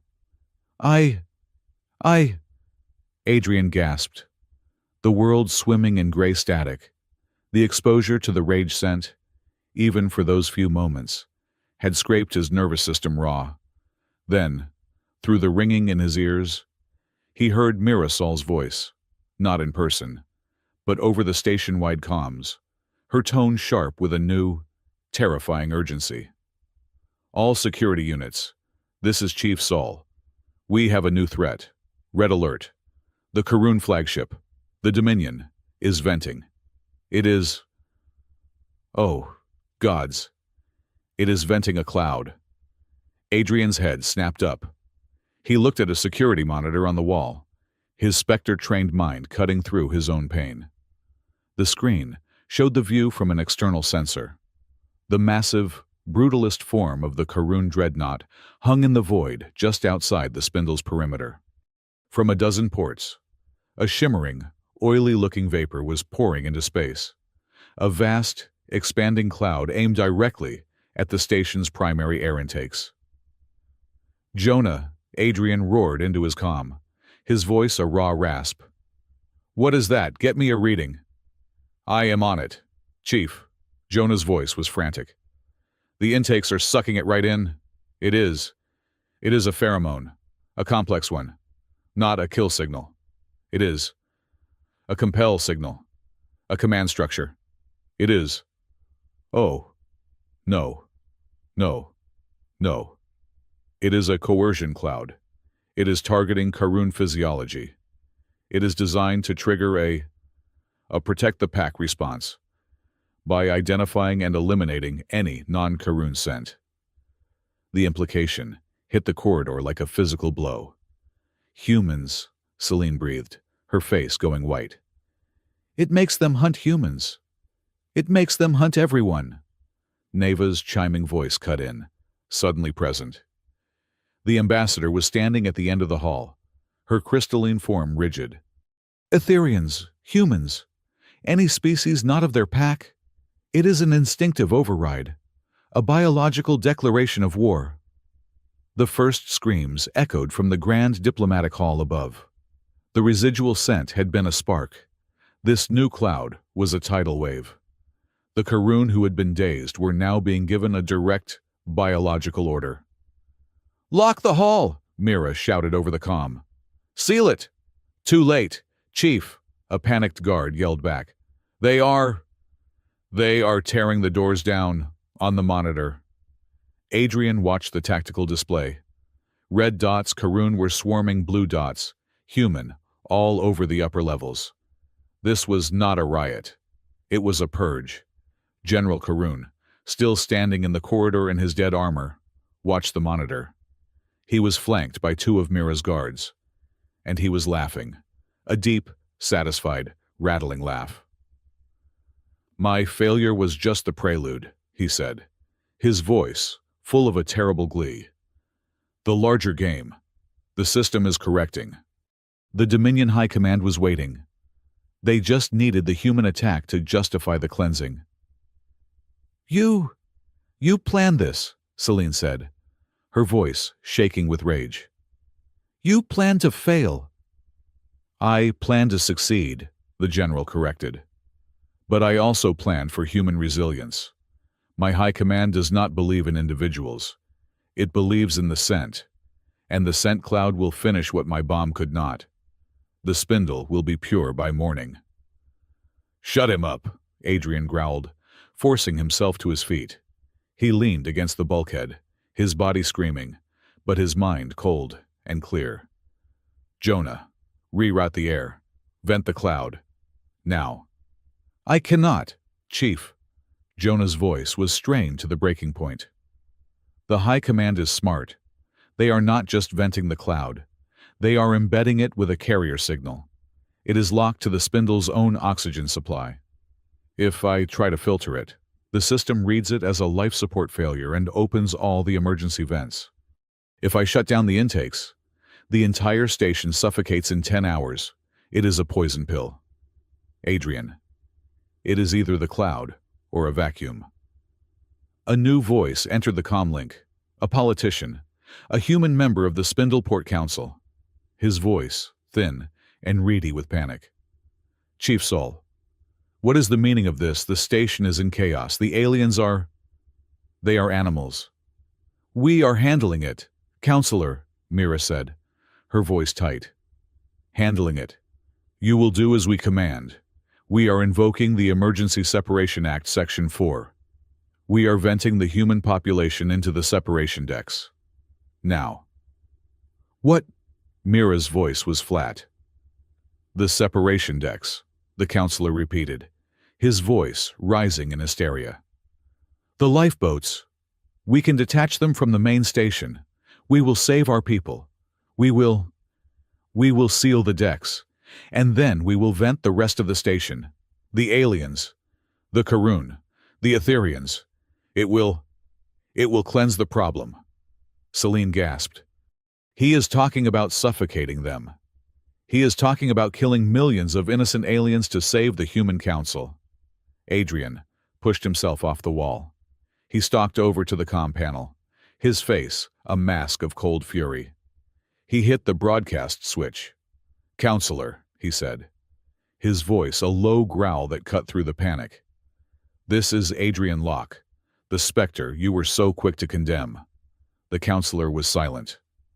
You are not saving anyone, Adrian said. You are finishing the general's job for him. You are murdering innocent people because you are scared. We do not win this. We do not survive this. By becoming the very thing we are fighting. You want to kill millions of people. You are no better than him. He pointed at the laughing general. We do not become the monster to fight the monster. There is another way. What way? Locke, the counselor shrieked. There is no other way. We are dying. No, Adrian said. We are just getting started. Jonah, you are a genius. Stop trying to fight the cloud. Reroute it. Create clean air zones. Use the maintenance grid. I know you can. Create safe paths. Blue and red. Jonah was silent for a second. Then, oh, that is sneaky. That is. Yes. I can do that. I can use the fire suppression system as a secondary air channel. It will be thin, but it will be clean. I can create pathways, corridors. Do it, Adrian commanded. Mira, you hear that you are not holding exits anymore. You are creating humanitarian corridors. Not for humans, not for aliens, for people. You get everyone, blue and red, to the safe zones. You move them together. The Karun cannot hunt if their targets are mixed in with their own panicked civilians. Go. On it, Mira said, her voice filled with a new, fierce purpose. The plan was insane. It was a logistical nightmare. It was the most human thing she had ever heard. Celine, Adrian said, turning to her. I know, she said, her mind already moving. The broadcast. The data slate is not enough. They do not just need the truth about the general. They need the truth about themselves. She ran for the Grand Hall's broadcast podium, now a wreck. But the console was still active. Jonah, give me broadcast priority. You got it, sister. Celine's face, smudged with soot and filled with a terrible fire, appeared on every screen on the station. She was not just broadcasting to the humans. She was broadcasting to the Karun. To the Karun citizens, to the soldiers, to the people of the Dominion, she began, her voice shaking but strong. You are being lied to. Your bodies are being hijacked. You are being told to kill. But this is not your instinct. This is a weapon. She slammed a new data file into the system. This is from the Freehold archives, from the Civil War on your own homeworld, 200 years ago. This is what your military caste, the ancestors of your general, did to you. The screens flickered. It was old footage, grainy and brutal. It showed Karun soldiers, their eyes glassy and red, being forced by a chemical cloud to attack a city filled with other Karun, civilians, their own people. They have always used scent as a tool of control. Celine's voiceover was searing. They turned you into monsters to conquer your own planet. And today, they are doing it again. They are using you to start a war they crave. Look at the human next to you. Look at the Etherian. Is that your enemy? Or is it just a person? The scent is the weapon, not the person. All over the station, the violence faltered. Karun soldiers, their claws raised, paused.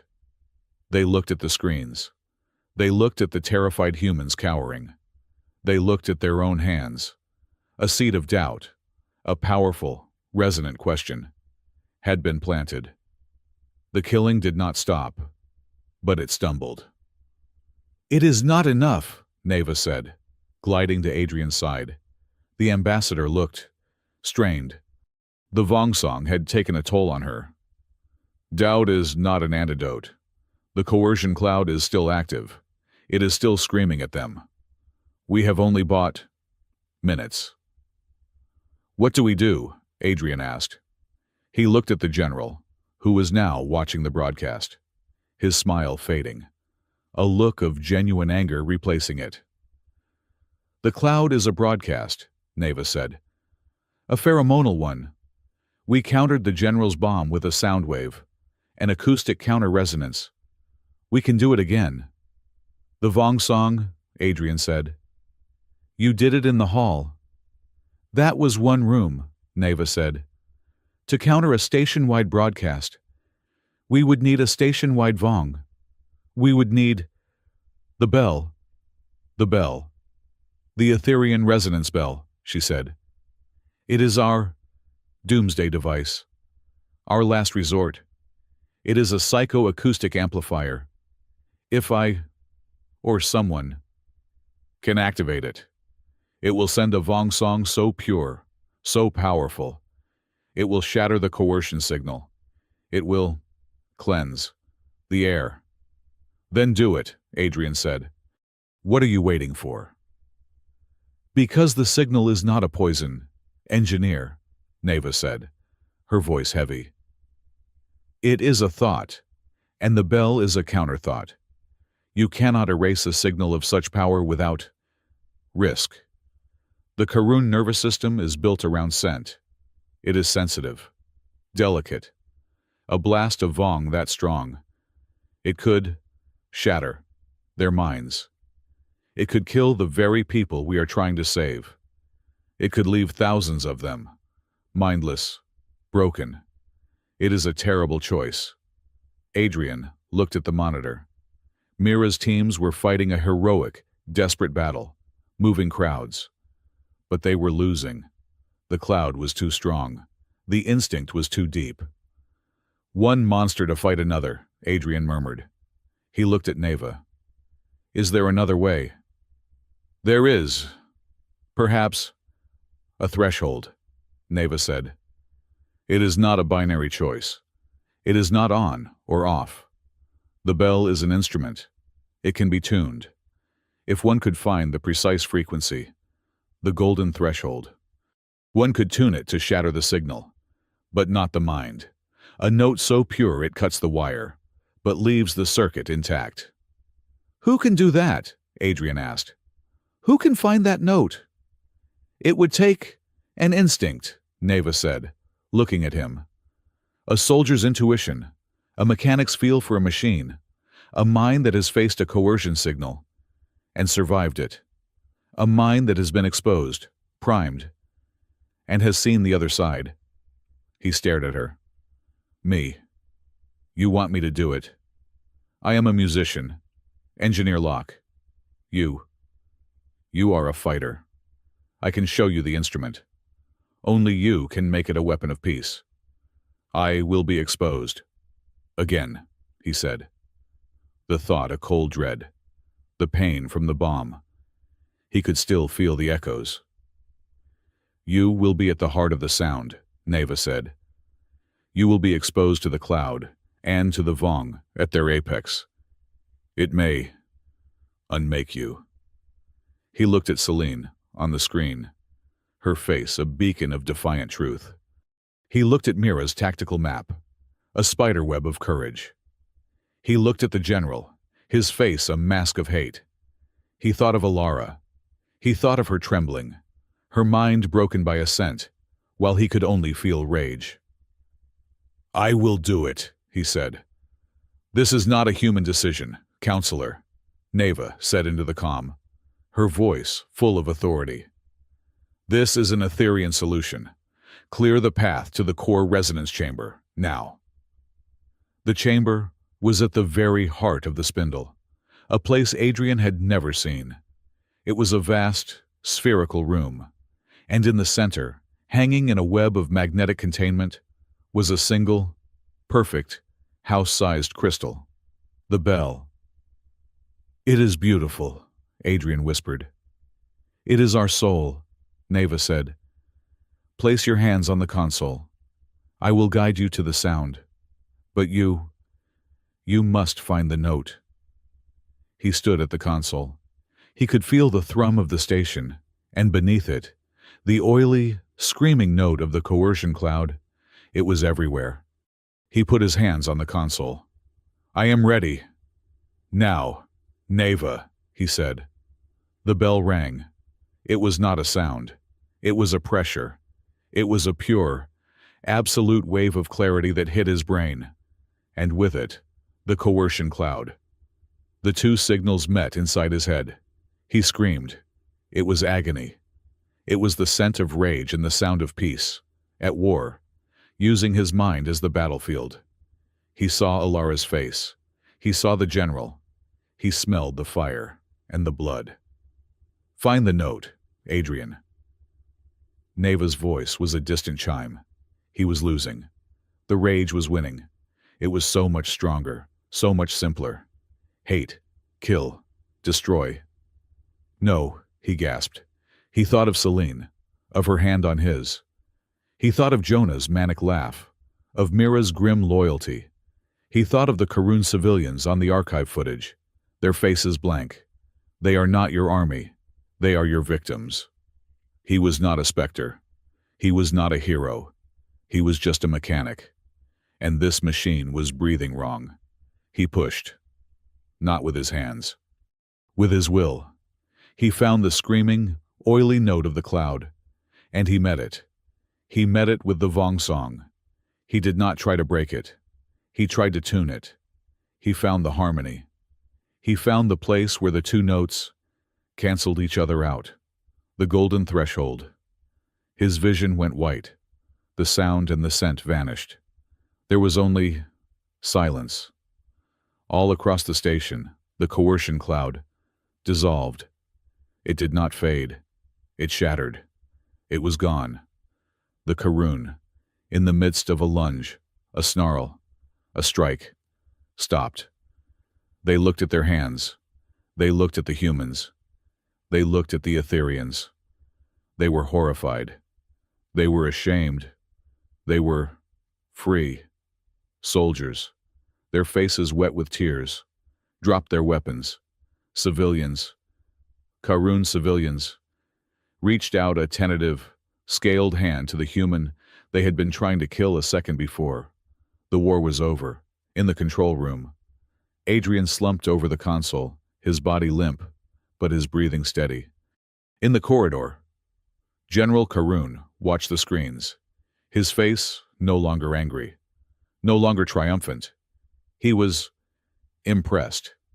He looked at Mira's guards. "You do not even realize who he is, do you?" the general said, a strange, new smile on his face. The smile that had started it all. He looked at the screen, showing Adrian's unconscious form. "You do not realize who you are, Locke." The silence that fell over Halcyon Spindle was not peace. It was a shared, collective intake of breath, a stunned pause after a fall. In the hours that followed the shattering of the coercion cloud, the station was a mosaic of impossible scenes. Human medics, their hands still shaking, offering aid to Karun civilians who were weeping.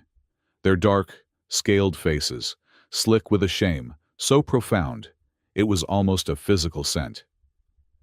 Etherian Vong masters moved through the corridors, their soft, chiming songs helping to stabilize the reeling, disoriented survivors, and in the center of it all, Adrian Locke slept. He slept for 36 straight hours in the Etherian medical bay, his mind and body healing from a war fought with sound and scent, a battle that had left no visible scars, but had rewired his very atoms. When he woke, the first thing he saw was Celine Hart, asleep in a chair by his bed, her data slate clutched in her lap. The second thing he felt was the air. It was clean, filtered, but it was also empty. The faint, ever-present musk of the Karun, the soft, ozone-like resonance of the Etherians. It had all been scrubbed. The station was running on pure, sterile, human standard air. A panic measure. The second day. The trials began. It was not a trial. Not really. It was a formal, interspecies tribunal, held in the same grand diplomatic hall that had so recently been a battlefield. The Spindle Port Council. their faces a mask of somber, political contrition, presided alongside a grim-faced delegation from the Freehold Union and an emergency envoy from the Karun Dominion, a civilian government that had seized control in the chaotic wake of the military's disgrace. Ambassador Neva Soreth sat as the chief witness, her crystalline form a silent, immovable testament to the truth. The evidence was absolute. Celine's broadcast had already done the heavy lifting. The data slates Adrian had recovered, combined with the irrefutable acoustic record from the Etherian resonance chamber, painted a picture of such profound, systemic corruption that the general's guilt was a foregone conclusion. General Karun was there, stripped of his armor, wearing a simple, gray prisoner's tunic. He was not in binders. He was contained within a pheromonal dampening field, a shimmering, translucent box that kept his scent. His primary weapon, entirely contained. He sat, silent and proud, his reptilian eyes missing nothing. He was charged with 22 counts of war crimes, 34 counts of conspiracy to commit terrorism, and 1 count of attempted interspecies genocide.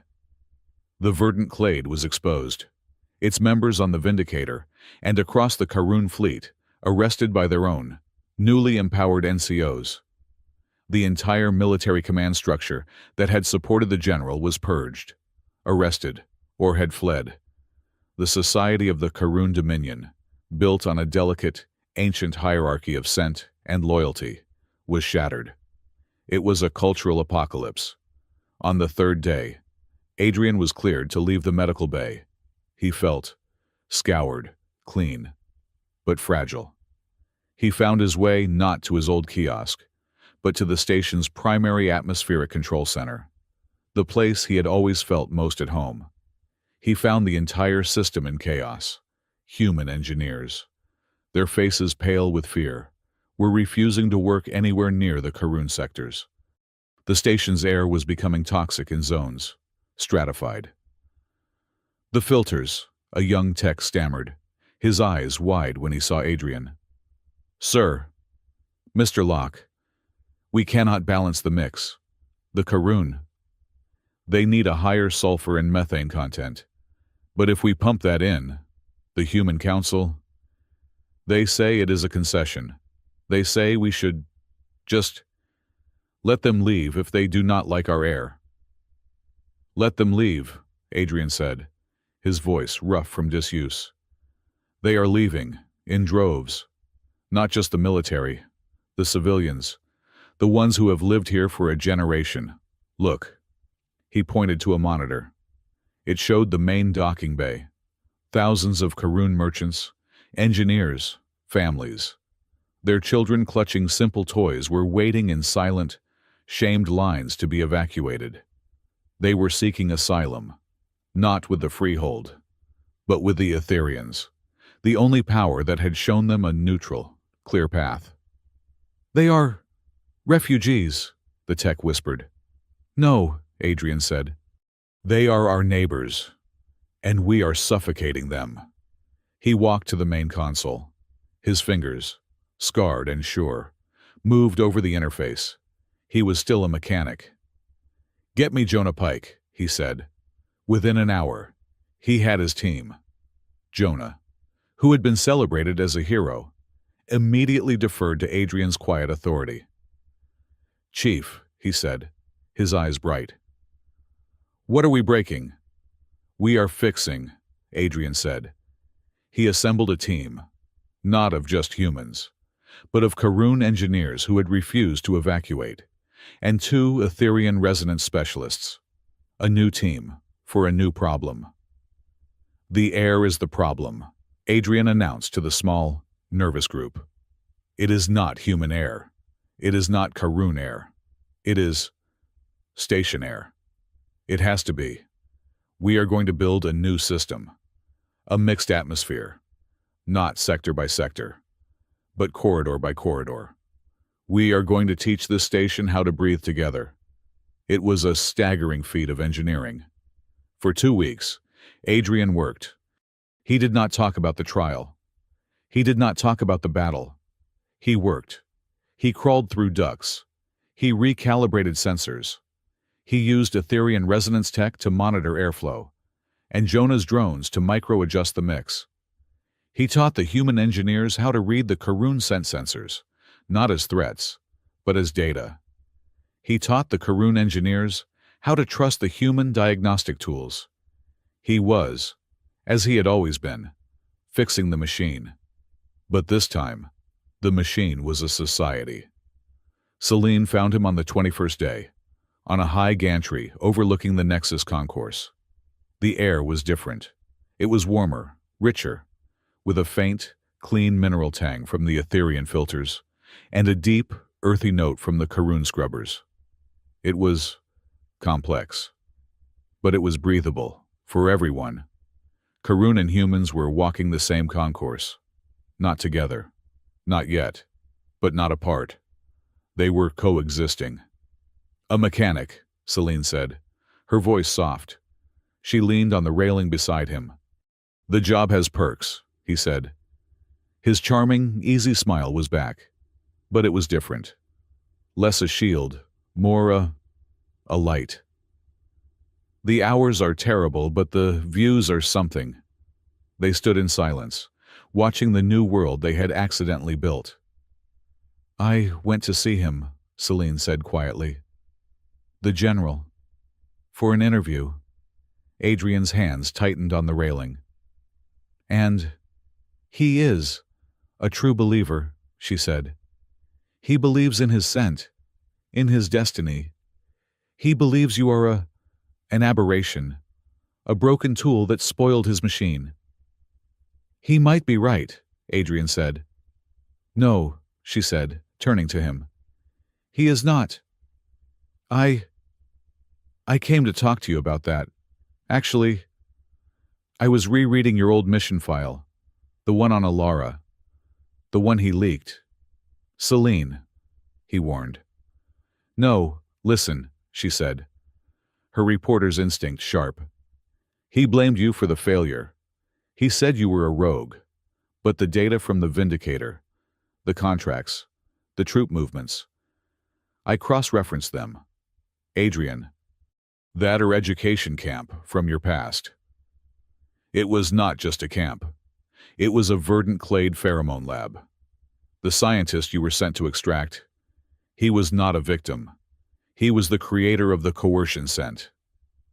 Adrian turned to look at her, his blood running cold.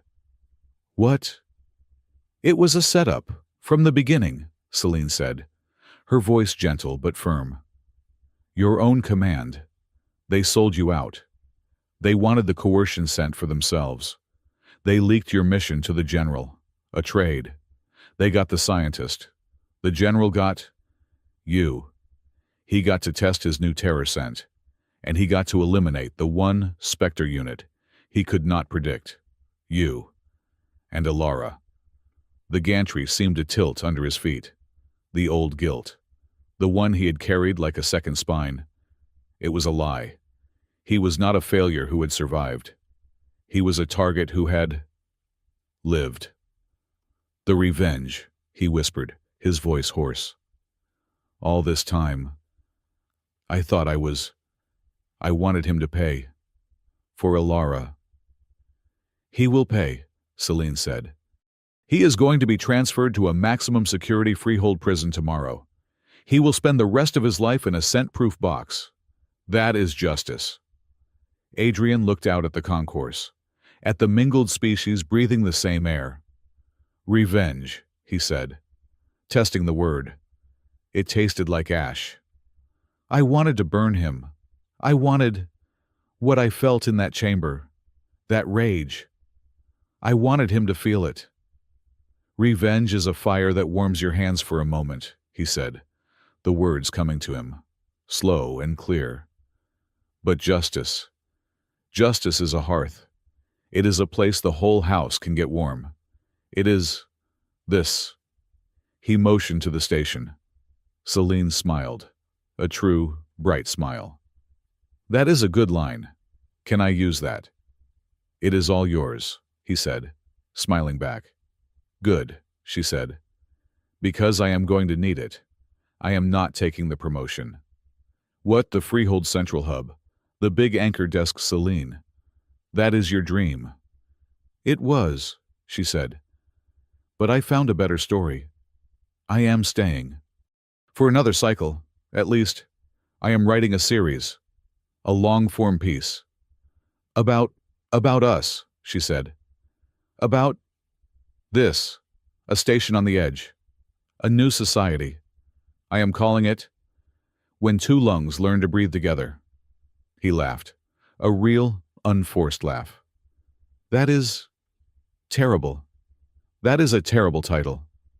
It is poetic, she sniffed, linking her arm through his. You are just a mechanic. You do not get poetry. I get you, he said, his voice quiet, serious. Do I? You get me, she said. For now. As long as the coffee is good. Their new life was beginning to take shape. Mirasol, in a move that stunned the Port Council, had formally resigned as security chief. She had, in the same breath, accepted a new, self-created position, director of the Interspecies Reconciliation and Relief Force. Her first act was to hire a mixed-species unit of ex-soldiers, human and Karun, to police the station, not as warriors, but as Mira put it, very well-armed peacekeepers. Jonah Pike, to no one's surprise, had been given a massive grant and a new title. He was now the Director of Atmospheric and Scent Technical Engineering for the entire spindle. He had, in his first official act, banned all synthesized nutrient paste from the Nexus and declared Adrian's kiosk a site of cultural historical importance, ensuring his own free supply of coffee. And Neva Soreth had approached Adrian, not in the noisy engineering bay, but in the quiet, empty resonance chamber, where the great bell still hung, silent. You are a symbol, Engineer Locke, she chimed, her voice soft. I hate symbols, Adrian replied, rubbing the back of his neck. I am just a guy who fixed the air. You are the Vonkar, she said, the voice fighter, the human who sang the bell. You are trusted by all sides, which makes you useful. I do not want to be useful, he sighed. Tough, she said, the Etherian equivalent of a shrug. We are forming a new joint commission, a permanent one, Freehold, Dominion, Etherian. We will be rewriting the treaties, the rules of engagement, the very air we breathe. I just fixed that, he grumbled. We need, she continued, a censor general, a resonance security advisor, someone who understands both the human will and the Karun weakness, someone who knows how a machine works and how a soul breaks, someone who can hear the lies. Neva, we are offering you the job. Adrian Locke, we are offering you a seat at the table, a place to fix the big things. He looked at the bell. He thought of Alara. He thought of the rage scent and the clear, cold note that had broken it. He was not a ghost. He was not just a mechanic. He was the Vonkar. I will think about it, he said. Good, Neva chimed. You start Monday. He had one last thing to do. The Karun High Command, in a desperate bid to show good faith and de-escalate the remaining tensions with their fleet, had offered a prisoner exchange. It was mostly symbolic, but it required one final act, a formal deposition, a closing of the book. Adrian Locke, in a clean, new engineer's uniform, walked into the most secure holding cell on the spindle. General Karun was waiting. The pheromone dampener was active, a slight shimmer in the air. Mirasol stood by the door, her hand on her new, non-lethal sidearm. Mr. Locke, the general said. His voice was not mocking. It was curious. The mechanic, the hero, the Vonkar. You have been busy. I am just here to sign the transfer, General, Adrian said, to confirm your identity and your health, before you are handed over to my people. For justice. Justice, the general mused.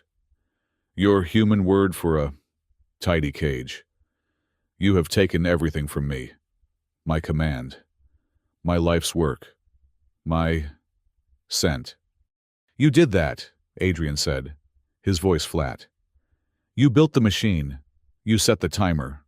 You cannot get mad when it blows up in your own face. Oh, I am not mad, Spectre, the general said. He leaned forward, his dark, reptilian eyes sharp and intelligent. I am illuminated. I have been watching you.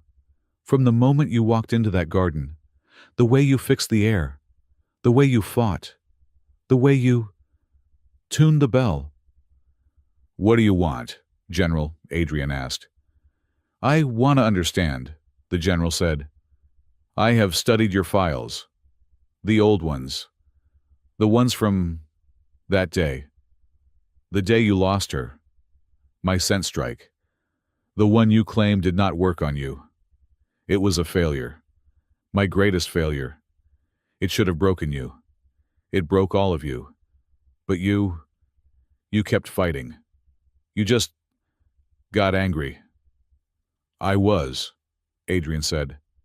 Yes, the general said, a strange, slow realization dawning on his scaled features. He looked deep into Adrian's eyes, a scientist who had just solved a riddle. I see it now. The way you smiled in the garden, that cold, charming defiance. He leaned back, a genuine, awestruck expression on his face. You did not just resist. Did you? You smiled. He paused, his voice dropping to a whisper, a hook cast into the dark. Just like you did that day. Adrian Locke's blood ran cold. The holding cell, with its sterile air and shimmering dampener field, suddenly felt like the center of the universe. What? Adrian said, his voice flat. Did you just say? General Karoon's smile was still in place. It was not a smile of mockery, but of profound, unsettling discovery. That day, in the firefields, my pheromone strike, the one that broke your unit, the one that left your lover to die. You stood up. You were covered in her blood, and you looked at me, across 1,000 meters of burning hell, and you smiled. Mira Sol's hand tensed on her sidearm. Locke, do not listen to him. He is a terrorist. He is trying to get in your head. He is already in my head. Mira, Adrian said. His gaze locked with the general's.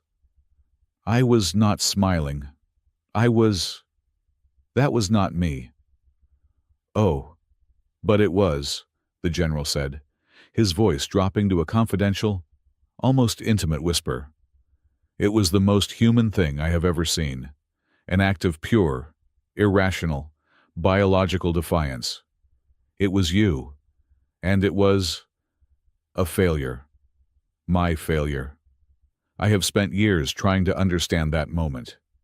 Why did my greatest weapon, the scent that shattered your species' will, why did it fail? On one broken man. The general's gaze flickered to the door. And now, I see. The Vonkar. The man who can tune a coercion signal. You were not just a soldier. You were something new. Take him away, Adrian said, his voice a hoarse rasp. This is not over, Spectre, the general said as Mira's guards pulled him, unresisting, to his feet. You have won this little exchange, but you still do not know what you are. You are a weapon that does not understand its own trigger. And you are a prisoner who does not understand he is lost, Adrian countered, but his words lacked heat. The general paused at the door. I am going to a human cage. You are already in one. You just built it yourself. The cage of your own guilt. The door hissed shut, leaving Adrian alone in the corridor with Mira. The sterile silence was deafening. "He is a liar," Mira said, her voice firm. "He is trying to break you. Do not let him." "He is not a liar," Adrian said, his voice distant. He was seeing a flash of memory Alara's face, the smell of plasma, and a rictus of rage on his own lips that felt like a smile. "He is just wrong about why. I have to go." He did not go to his quarters. He did not go to his kiosk.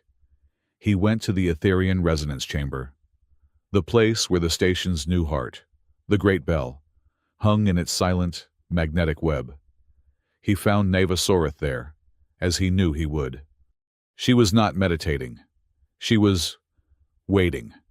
Celine Hart was with her, her data slate in her hand, her expression one of profound, troubled thought. "He said," Adrian began, his voice echoing in the vast, circular room. "We heard," Neva's voice chimed. "The resonance of his curiosity has been very loud." "He said I smiled," Adrian said, the words feeling foreign and obscene. "The day Alara died, he said I smiled at him." "He is right," Celine said, her voice soft. She looked up from her slate. "And he is wrong. Adrian, Neva and I, we have been digging. The data slate you recovered from the Vindicator, it was not just contracts and logistics. It was the General's personal logs, his private research, his obsession. Obsession. With you," Neva said. She gestured to the center of the room. A holographic display shimmered to life. It was not a map. It was a complex, beautiful, terrifying cascade of biological data. "The General was not just a warlord," Neva chimed. "He was a scientist, of a sort. He was trying to perfect the coercion scent, and his single greatest failure, the anomaly he could not solve, was Spectre Unit 4, and its leader." "He called you the anomaly," Celine said, her voice quiet. "Because his scent strike, it worked on your unit. It worked on Alara, but it did not work on you. And you did not just resist. Adrian, you did something else." Neva stepped forward. "In the deepest, most classified file of the Freehold Union's black projects, a project so secret, even you were not aware of it. We found this." The display changed. It showed a single, stark, terrifyingly clinical name, Project Smile Key. "What is that?" Adrian asked, though a part of him, the part that had tuned the bell, the part that had felt the coercion scent, already knew. "It is you," Neva said. "Or, rather, what you are. The Freehold. Your own command." They knew the Karun were developing pheromonal weapons. They were terrified. They were trying to find a counter. They tried everything: chemicals, genetic blocks, psychological reconditioning. Nothing worked. The Karun compel signal was too deep, too primal. "But one of their scientists," Celine continued, picking up the thread, her eyes fixed on his. "A neuro-olfactory genius. He proposed a different theory. He believed the Karun system was a closed loop. Scent command, neural response. But he believed any loop could be broken, not with a chemical, but with a paradox." "A paradox," Adrian said. "A human one," Neva chimed. "A biological, neurological, behavioral interrupt." He theorized that a specific, complex combination of microfacial expressions, subtle breathing patterns, and a focused, internal emotional state could create a new kind of signal, a neuro-olfactory key, one that would not just block the coercion scent, but rewrite it. Adrian was staring at the name, Smile Key. "He found a candidate," Celine said, her voice almost a whisper. "A young soldier, A recruit who tested off the charts for empathy, for psychological resilience, and for an unusual neurological structure that linked his emotional centers directly to his autonomic responses. A man who, when he was under extreme stress, did not just tremble. He smiled. Adrian felt his knees go weak. No. Yes, Neva said. They trained you, in secret. They put you through simulations you do not even remember. They called it advanced resistance training. They called it Spectre conditioning. They honed your natural, anomalous response. They weaponized your very essence. Adrian. They turned your grief, your rage, your defiance, into a key. The smile, Adrian breathed. The truth, a terrible, crushing weight. It is not just a smile. It is a complex neuro-olfactory signal, Neva confirmed. The specific muscle tension in your jaw, the slight flare of your nostrils, the rate of your breathing. It sends a pheromonal echo, a human echo, one that tells the Karun nervous system a lie, or rather, a deeper truth. It tells them, the pack leader is compromised. The command is a lie. Resist, flee, be free. The room was silent. Adrian was seeing it. The battle. The fire fields. Alara, her face pale, her eyes wide with the terror scent. And him, standing up, his heart broken, his rage a pure, white-hot sun, and smiling. On that day, Celine said, her voice thick with emotion. You did not just resist, Adrian. You broadcast. Your smile key went live. The general's troops, the ones who saw you, they faltered. They were the ones who broke. Your smile, your defiance. It was a counter-command. It shattered his flank. It saved, according to these estimates, over 3,000 human lives at the evac point. Adrian stumbled back, leaning against the cold wall of the chamber. 3,000. But, Celine said, and her face crumpled. The cost, your unit. They were too close to you. Your broadcast. It was not precise. It was a wave of pure, chaotic defiance. And the general, when his troops broke, he panicked. He did not retreat. He purged. He vented a pure, unrefined accelerant gas to cover his withdrawal, to erase the shame. Your unit, Alara, they were not just killed in the fight. They were caught in the crossfire. The cost of your survival. He finally understood. The guilt, the penance, the years of fixing pipes, of hiding from his own face. It was not because he had failed. It was because, in his heart, he knew he was responsible. He had survived. His very being had caused the fire that had consumed her. He hated me, Adrian whispered, looking at the floor. The general.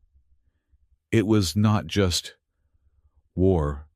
It was personal. I did not just resist. I broke his will. I humiliated him. I was the anomaly that cost him his perfect victory. You were, Neva said. His obsession with you. His desire to frame you. It was not just politics. It was his revenge. He wanted to take the one thing that had broken him, your human will, and make it the weapon that started his new war. He wanted to turn your smile key into the key that unlocked his genocide. But you tuned the bell, Celine said, stepping toward him, her hands reaching for him. He failed. Again. Because of you. Adrian looked at her, and then at Neva. The weight of his past was gone. replaced by a different, heavier, clearer truth. He was not a failure. He was not a ghost. He was a key. He was a symbol. He was the living, breathing proof that the human spirit, the stubborn, irrational, defiant will of a single person, could rewrite the deepest biological laws of the universe. "So now what?" he said, his voice raw. What do we do with this? Does the Freehold know?" "They know now," Neva said, her voice grim. "I sent them my report, along with my resignation, as their advisor.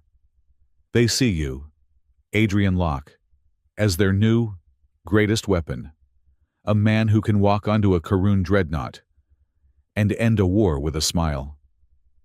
"They want to make you a tool again," Celine said, her voice fierce. "They want to put you in a box and aim you." Adrian looked at the great bell, hanging in the silence. He thought of the new, mixed air in the station's vents. He thought of Jonah's manic laugh and Mira's new, hopeful brigade. "No," he said. "No," Neva chimed. "No." Adrian stood up straight, his mechanic's spine stiffening into something more. "The general was right about one thing. He called me a weapon, but he was wrong about the trigger. I am the trigger. I am not a tool. I am a choice." He turned to Neva. "The Karun, their society is broken. They are slaves to a system they cannot control. They are terrified. They are asking for asylum, not just from us, but from themselves." "This is true," Neva said. "Then we do not give them a new master," Adrian said, his voice resonating in the chamber, the Vonkar finding his own note. "We do not sell them a new slavery, even if it is a human one. We do not point me at them. We teach them. We help them build their own keys." What do you mean?" Celine asked. "I am a mechanic," Adrian said, and for the first time, the words sounded complete. "I fix machines, and their society is a machine that is breathing wrong. So we fix it. We will teach them. We will teach them how to build their own filters.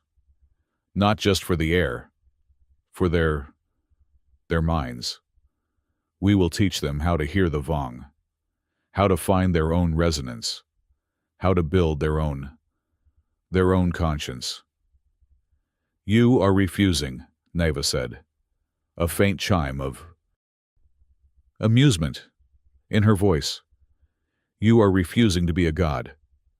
"I am refusing to be a ghost," Adrian said.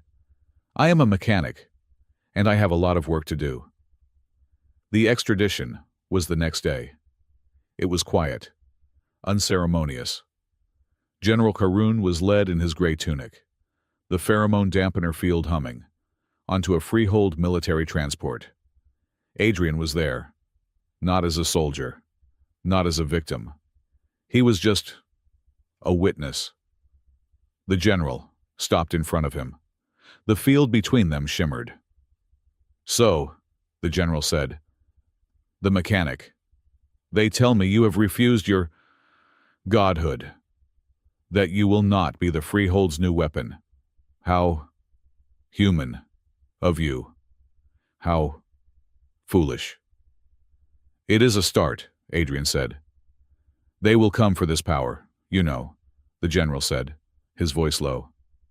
"I was just the first. There are others.